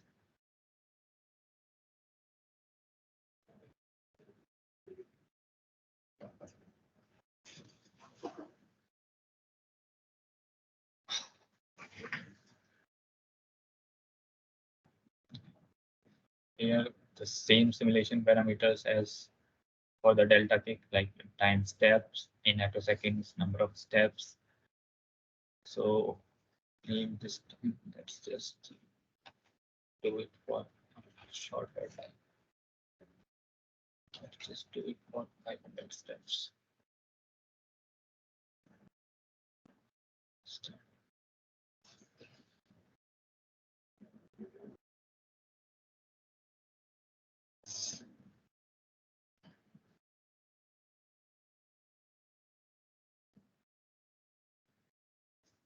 Save input, submit network.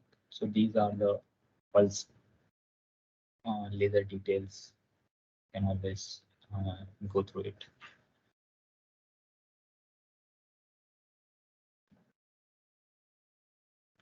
Again, submit to queue. Dispatch.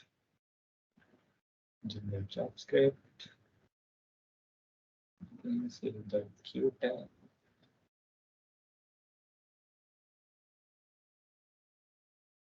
Complete the queue tab.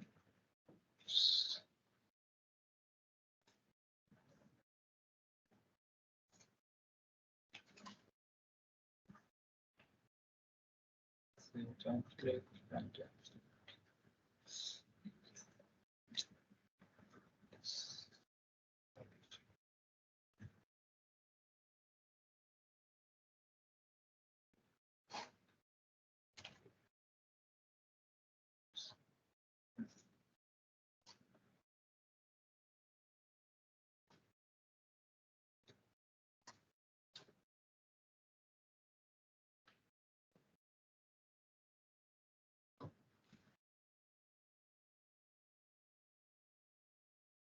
Yeah, so while this job is running, I can show you the already done installation tracking.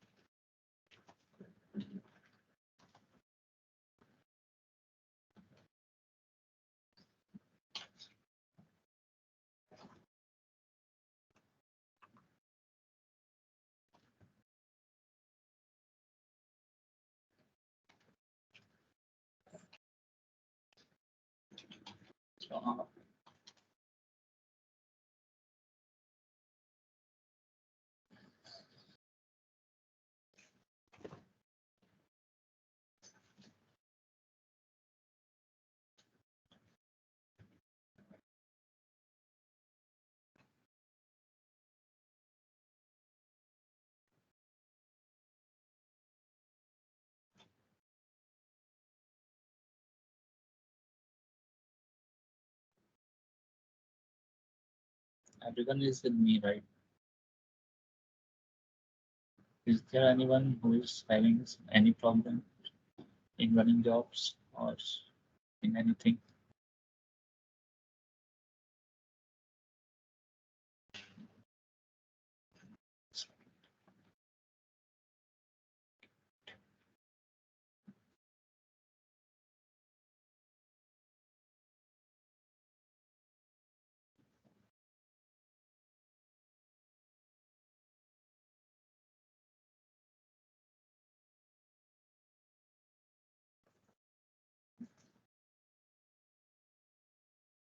I'll just show you the already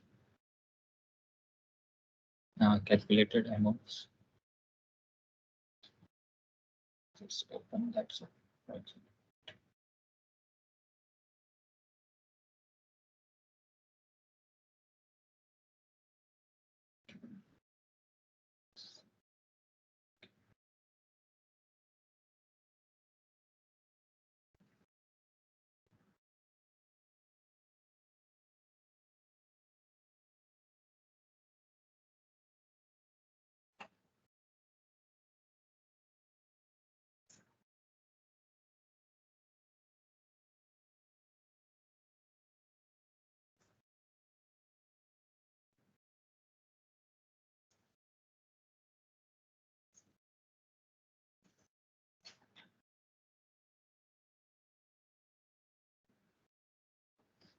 So this is the page for the ammo population tracking. So here you can specify the number of occupied levels to calculate, and here you can specify the numbers of unoccupied levels. So let's plot two occupied and two unoccupied.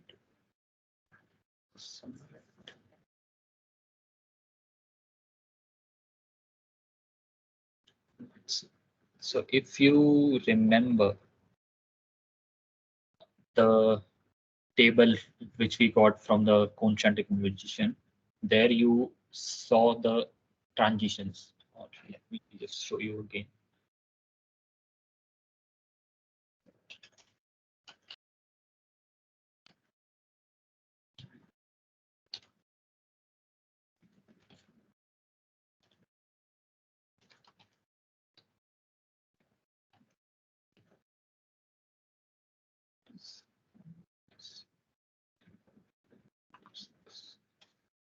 Yeah, so this was the table for the 4.26 electron volt transition. So here you can see a transition from 24th state to 27th. So for this cuberine, the 26th one is the highest occupied level, and the 27 is the LUMO, lowest unoccupied level. So there is one transition from HOMO to LUMO, and then there is a transition from HOMO -2 to LUMO, but there is no transition from HOMO -1 to LUMO. Or so what would you expect? So in the ammo population of these states, there will be a change in the population of the HOMO state, highest occupied, and there will be change in the HOMO -2 state, but there shouldn't be any change in the 25th, that is HOMO -1 state, since there is no transitions happening from the 25th stage. So let's just try to plot these states and see.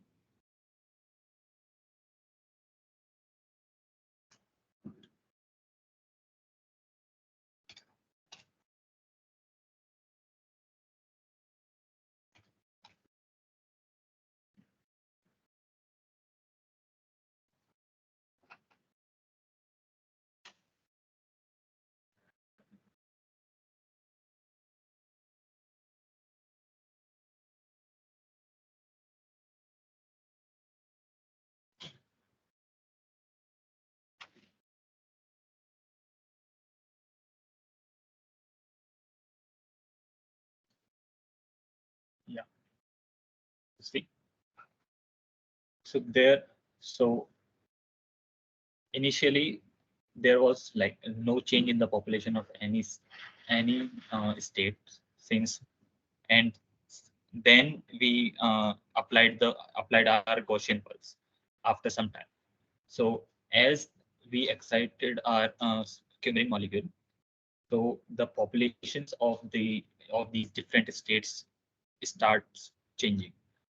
So the green one, you can see this the homo level has the like a, quite a lot of change in its population. Similarly, the LUMO and the LUMO plus one have changes. Are the population of these states are changing, but you can see the homo minus one population. It's almost constant even after applying the external field. So it like verifies the results which we got from the Poncham decomposition. There also there was no transition from the 25th state. That was a homo minus one. And here also the population change in there is no change in the almost no change in the population of the 25th state. So this verifies that there is transitions occurring from homo to lumo and lumo plus one. And if you will like plot three three homo states, occupied states, there you will see change in the homo minus two state as well, but there won't be any change in the homo minus one. So that's how you can plot the MO population trend populations. So is everyone got the same plot?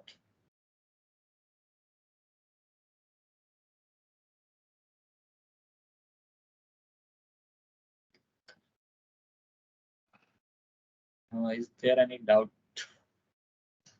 or clarification question? I think.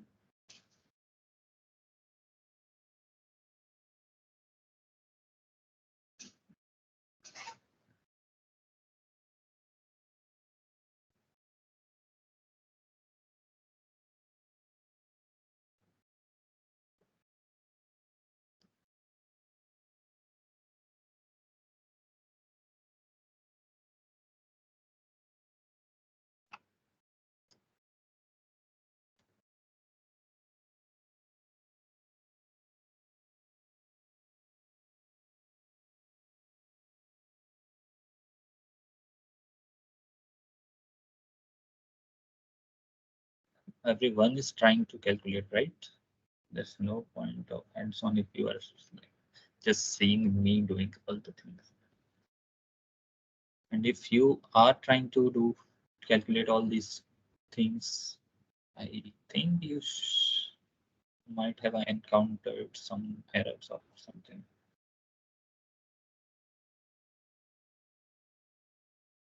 Or I have a brilliant audience.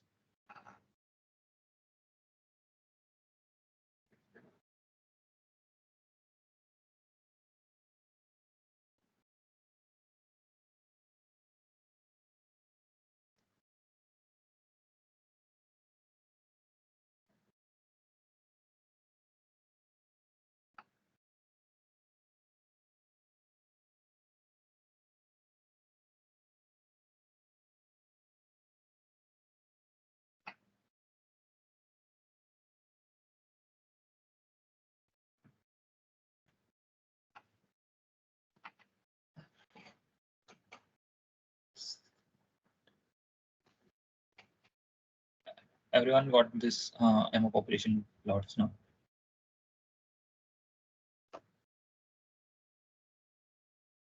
Yes, no, nothing.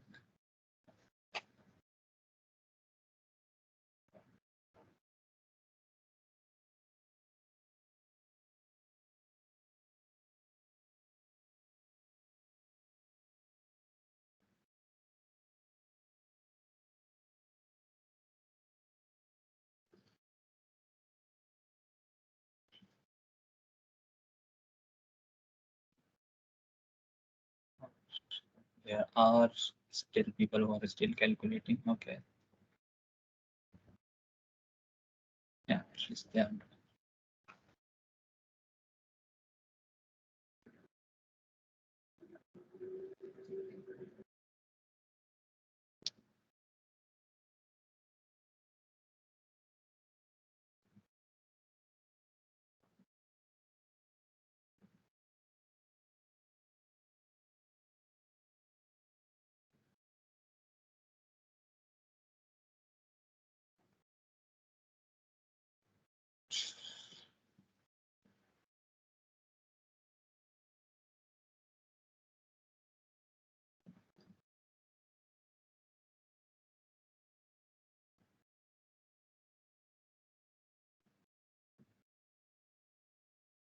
So I guess this will be our last exercise.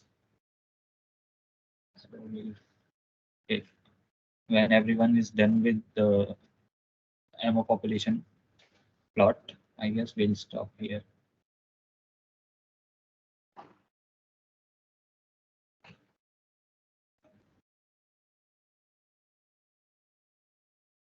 This slide.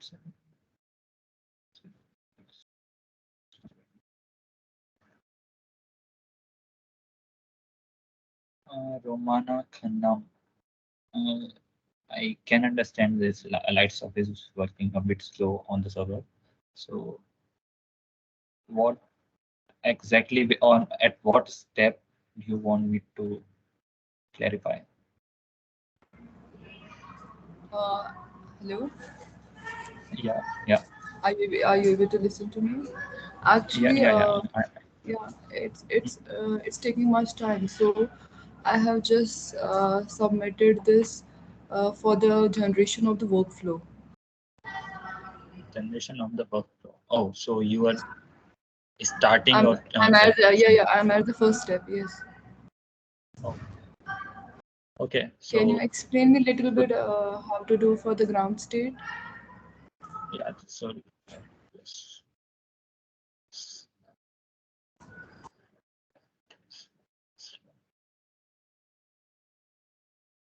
So for the ground state, where I think you can just use the default parameters which are there in the lights out.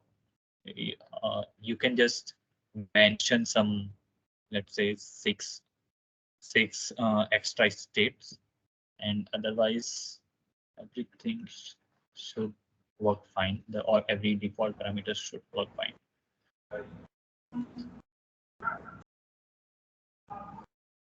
I meant I have just completed this workflow and I'm just clicking over the ground state, but I don't know how to do this. So if you could explain Are me you using clicking the on this? app, yeah, yeah, this ground state No, you exactly. don't need to click on this. It's just Okay, showing you the steps. Uh, okay. It's not a button or something. So you just need to proceed. Click on the proceed button. Again on the proceed button. Yeah. So when you selected a workflow, let Yeah. MO population tracking workflow, then you Mhm. will see a proceed button. Then click on that proceed button. You and make sure you uploaded the geometries and all geometry, I, and then I, have, I have uploaded the geometries and I also changed that JavaScript also. uh, After that, I have submitted this job. I have saved, generate the job script, save the job script, and then run the job. And after that, what I have to do? What's so supposed to do? after that you just if just check if your calculation is done, and Yeah, after your job it's done. calculation is done, just click on the proceed button. Then it will take you to the RTTTFT page. It's all only showing job is done, and then Okay. back or back to main page. There is nothing like proceed option. Yeah, I got it. I got it. Yeah, I got it. Oh, maybe Means after that, means after maybe proceeding there's this, some I'll go. problem regarding the resizing of the window. You can Yeah, resize it, and you can see the proceed button. yeah, I got it.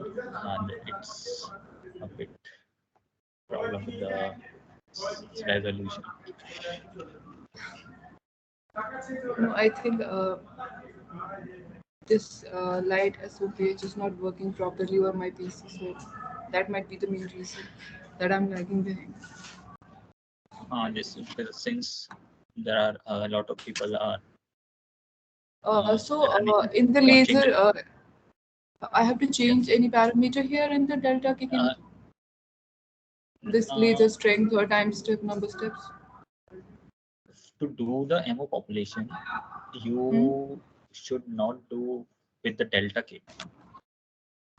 Okay. You should try to do it with a Gaussian pulse with a particular specific frequency. Since you are targeting a particular excitation now, so and what delta pulse does is it will take all it will take all the frequencies, all the excitation frequencies. So your target is one particular frequency, that is 4.26 electron volt per, I guess. So to excite your system at that particular excitation, you should design a Gaussian laser. So if you have a selected ammo population workflow, it should automatically, it should take you to the design laser page. I don't think you will. Let me show you. If I'm doing Cohencham decomposition, Oh, you are doing Kohn-Sham decomposition. yeah. For Kohn-Sham decomposition, you use the delta pulse. That's what I'm trying to Yeah. ask. So the strength of that delta pulse is default one is, I guess, 10 to the power minus 5, minus and 5, that's yeah. yeah, that's good enough for this calculation. You can always uh, play with the intensity of the laser. You can try to increase it or maybe bit downgrade it. You can see how your results change, or does they even change or not. Oh, okay. But Okay, thank you. minus 5 is good enough to do the calculations. Okay, thank you. Yeah.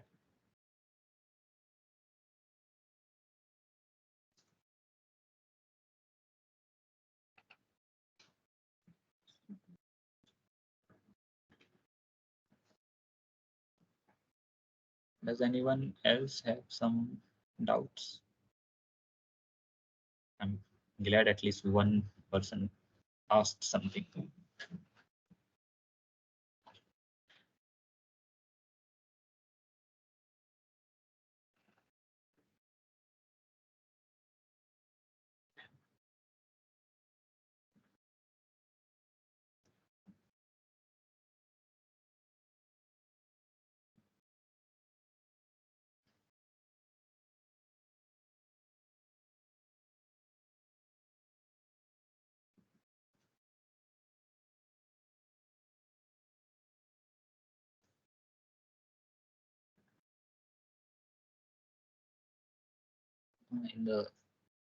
In the input repo, I have also given you the geometries for geometry for the coumarin dimer.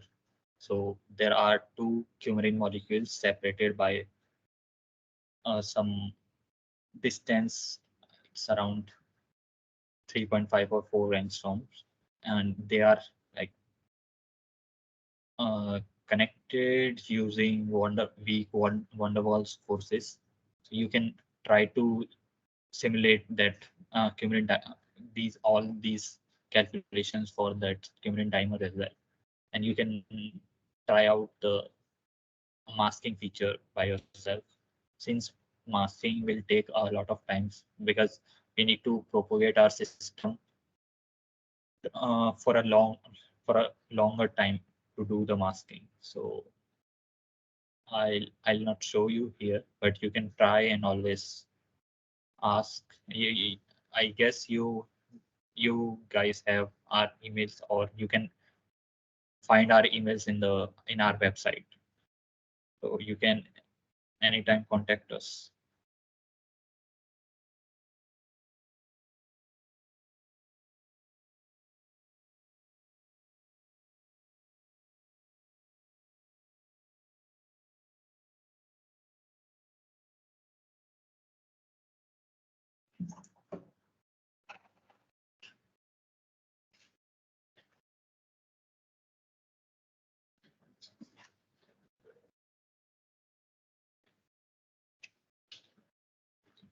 I think if everyone is done with this ammo population, I think we are done with the hands-on.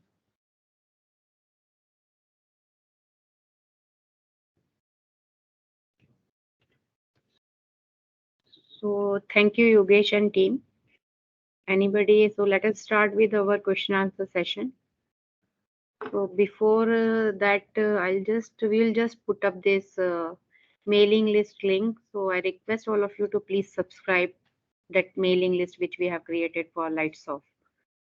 So they're not only the developers, they're the participants and the future workshop participants will all be there. So even in the future, if you will change your organization, you will be somewhere else. This forum will be live. So you can support and help each other and be connected and get informed. So we'll be just putting that link in the forum. We'll just wait for 2 minutes. Just subscribe that mailing list.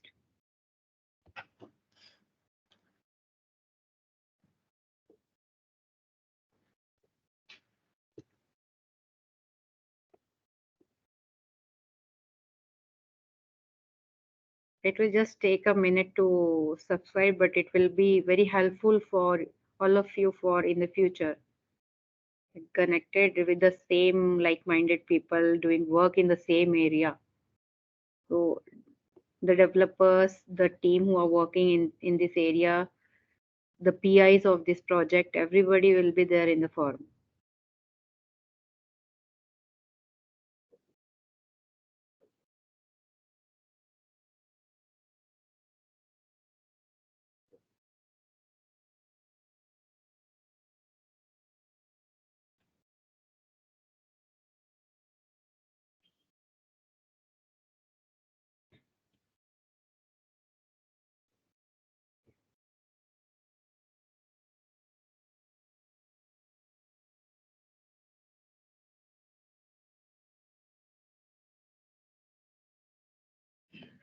So let us start with our question answer session. If anybody is having any questions, they can ask.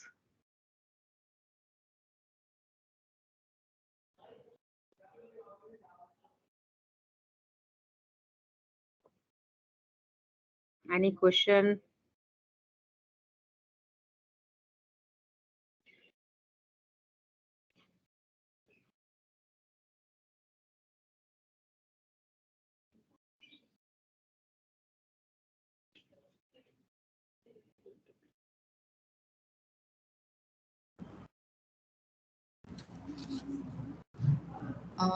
Hello. Yes, yeah. Um, Actually, I couldn't understand that. Lastly, they explained about the plot of population decomposition. I was a little bit busy with that Kohansham thing, so I wasn't able to understand that. Could you please explain me again that graph? Yeah, sure. Because you were saying something that for first initial time there was no decomposition at all, and after that it started. So Yeah, I wasn't able to recall so that. So let's if you could explain that. yeah. Thank you. So in quantum decomposition, you saw the single particle transitions, right? So yeah, so here are these two transitions which are contributing constructively. or let's say positively, to this particular excitation state that is at 4.26 electron volt. So, and for coumarin molecule, if you will see the like energy states, you will find out that this 26th one is the highest occupied state, and the 27th is lowest unoccupied state. So what this this transition means is there is a transition from 26, that is HOMO to LUMO. And the 24th will be then HOMO minus 2, right? Yeah. Since 26 is HOMO, there Yeah, I got will it. be HOMO minus 2. So there will be a transition from HOMO minus 2 to LUMO. LUMO. Yeah, but here you can't see any transition from HOMO minus 1. There is either transition from HOMO 26 or 24. So what? Yeah. So if you will plot the populations of these states, so what should happen is, so after excitation there will be decrease in the population of the occupied state, since the electrons are going from occupied to unoccupied. So there will be a decrease in the population of occupied state, that is HOMO 26 and 24th. And there will be an increase in the population of the unoccupied states. So, and so here since there is no transition from the HOMO minus 1, there will be no change in the population of the HOMO minus 1. And that's what we plotted. So we are plotting the change in the populations.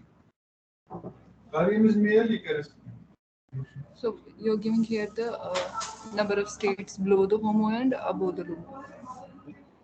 Yeah, the number of occupied states and the unoccupied states. So you can give any number, like there are 27 states, occupied states. So you can plot all of them if you want.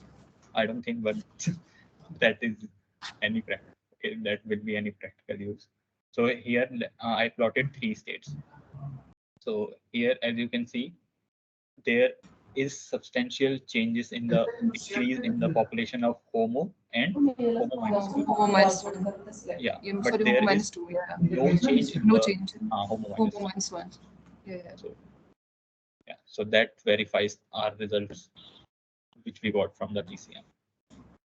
So you can always track down the these electron hole transitions, which are not readily available by using the TDDFT simulations. But Yeah. Actually, this is helpful.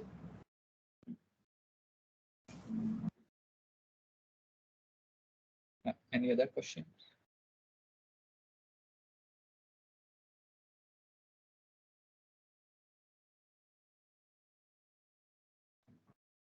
Aryan Chaudhary has written, is it possible to share? Okay, starting. Yes, all the recordings will be shortly available on our YouTube channel that we'll share.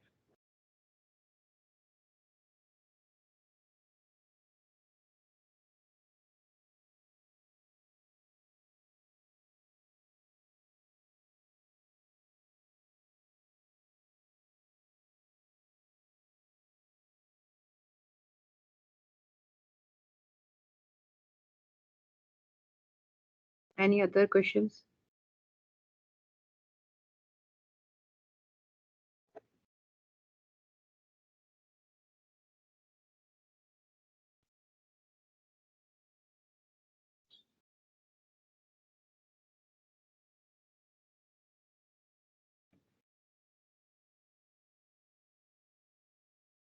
So let us close this training program. We will be sharing the feedback form. So kindly fill it up, and only few of you have subscribed to that mailing list. I again request you to please subscribe that mailing list. Future training courses and announcement will be on that mailing list only. and everybody is connected, and the future participants and the people are connected onto this mailing list.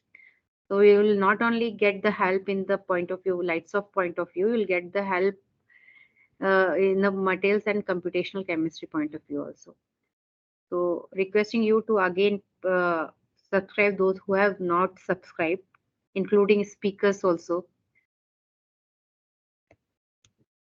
So just I would like to, yeah, so that you can help others if somebody is using your LITESOPH software, even though if you will not be a part of ISER Bhopal, so you will be part of this community always. Okay. Will be connected through this. Your mail ID may change in the future. Okay. So please subscribe to this mailing list. So I would like to take the moment to extend my heartfelt gratitude to each and every one of you. Moreover, I want to acknowledge the unwavering support and the expertise of our speaker and my workshop organizing committee members, Mr. Rahul, Mr. Ashish, and Shubhojit and Paramita. Without their support, this workshop cannot be this success. So I encourage you to leverage the connection you have made today, both with the piece and with our speakers. In closing, I just want to express my sincere appreciation for your active participation throughout the day. Let's carry the momentum forward and continue to start using LITESOPH. Thank you once again for being a part of this enriching experience. I look forward to seeing you to impact today's training reflects in your in our collaborative achievements. So thank you all. Would like to mention one more point. I'm just forgetting.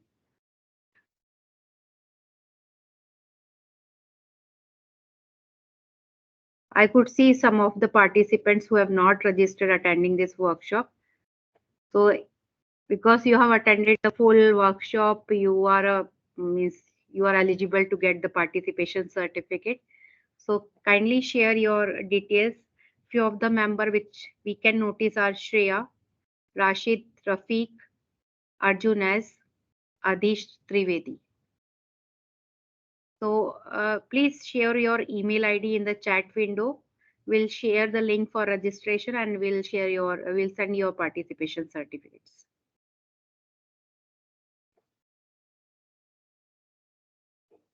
I request anybody, if somebody wants to share some thoughts, speaker wants to mention anything. So it's open for all if somebody is having any suggestion, thoughts, inputs.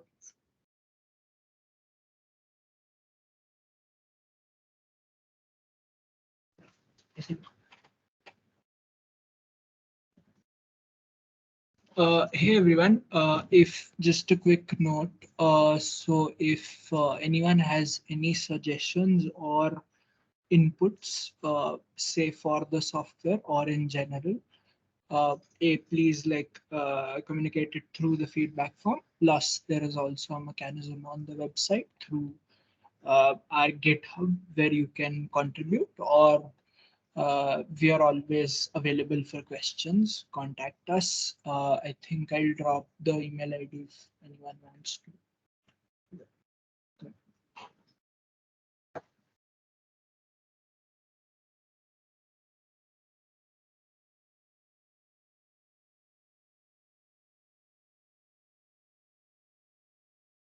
So yes, participants would like to mention anything.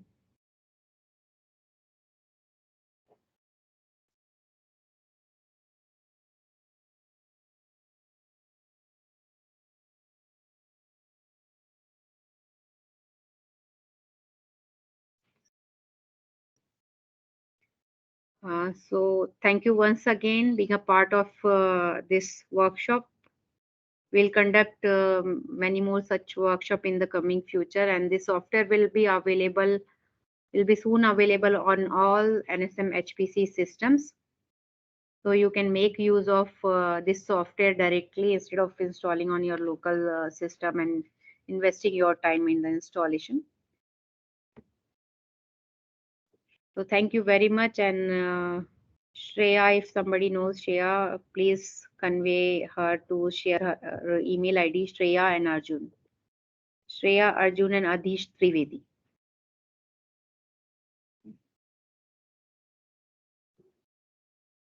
Thank you.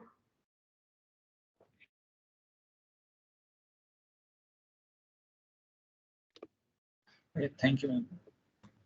Thank you, everyone. To the session.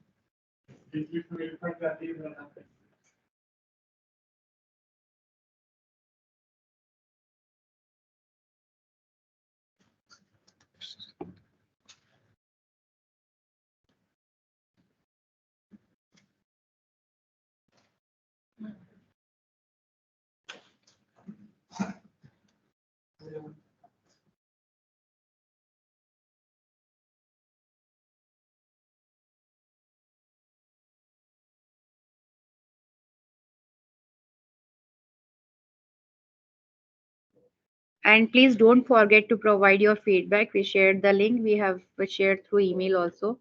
Kindly fill up the feedback form.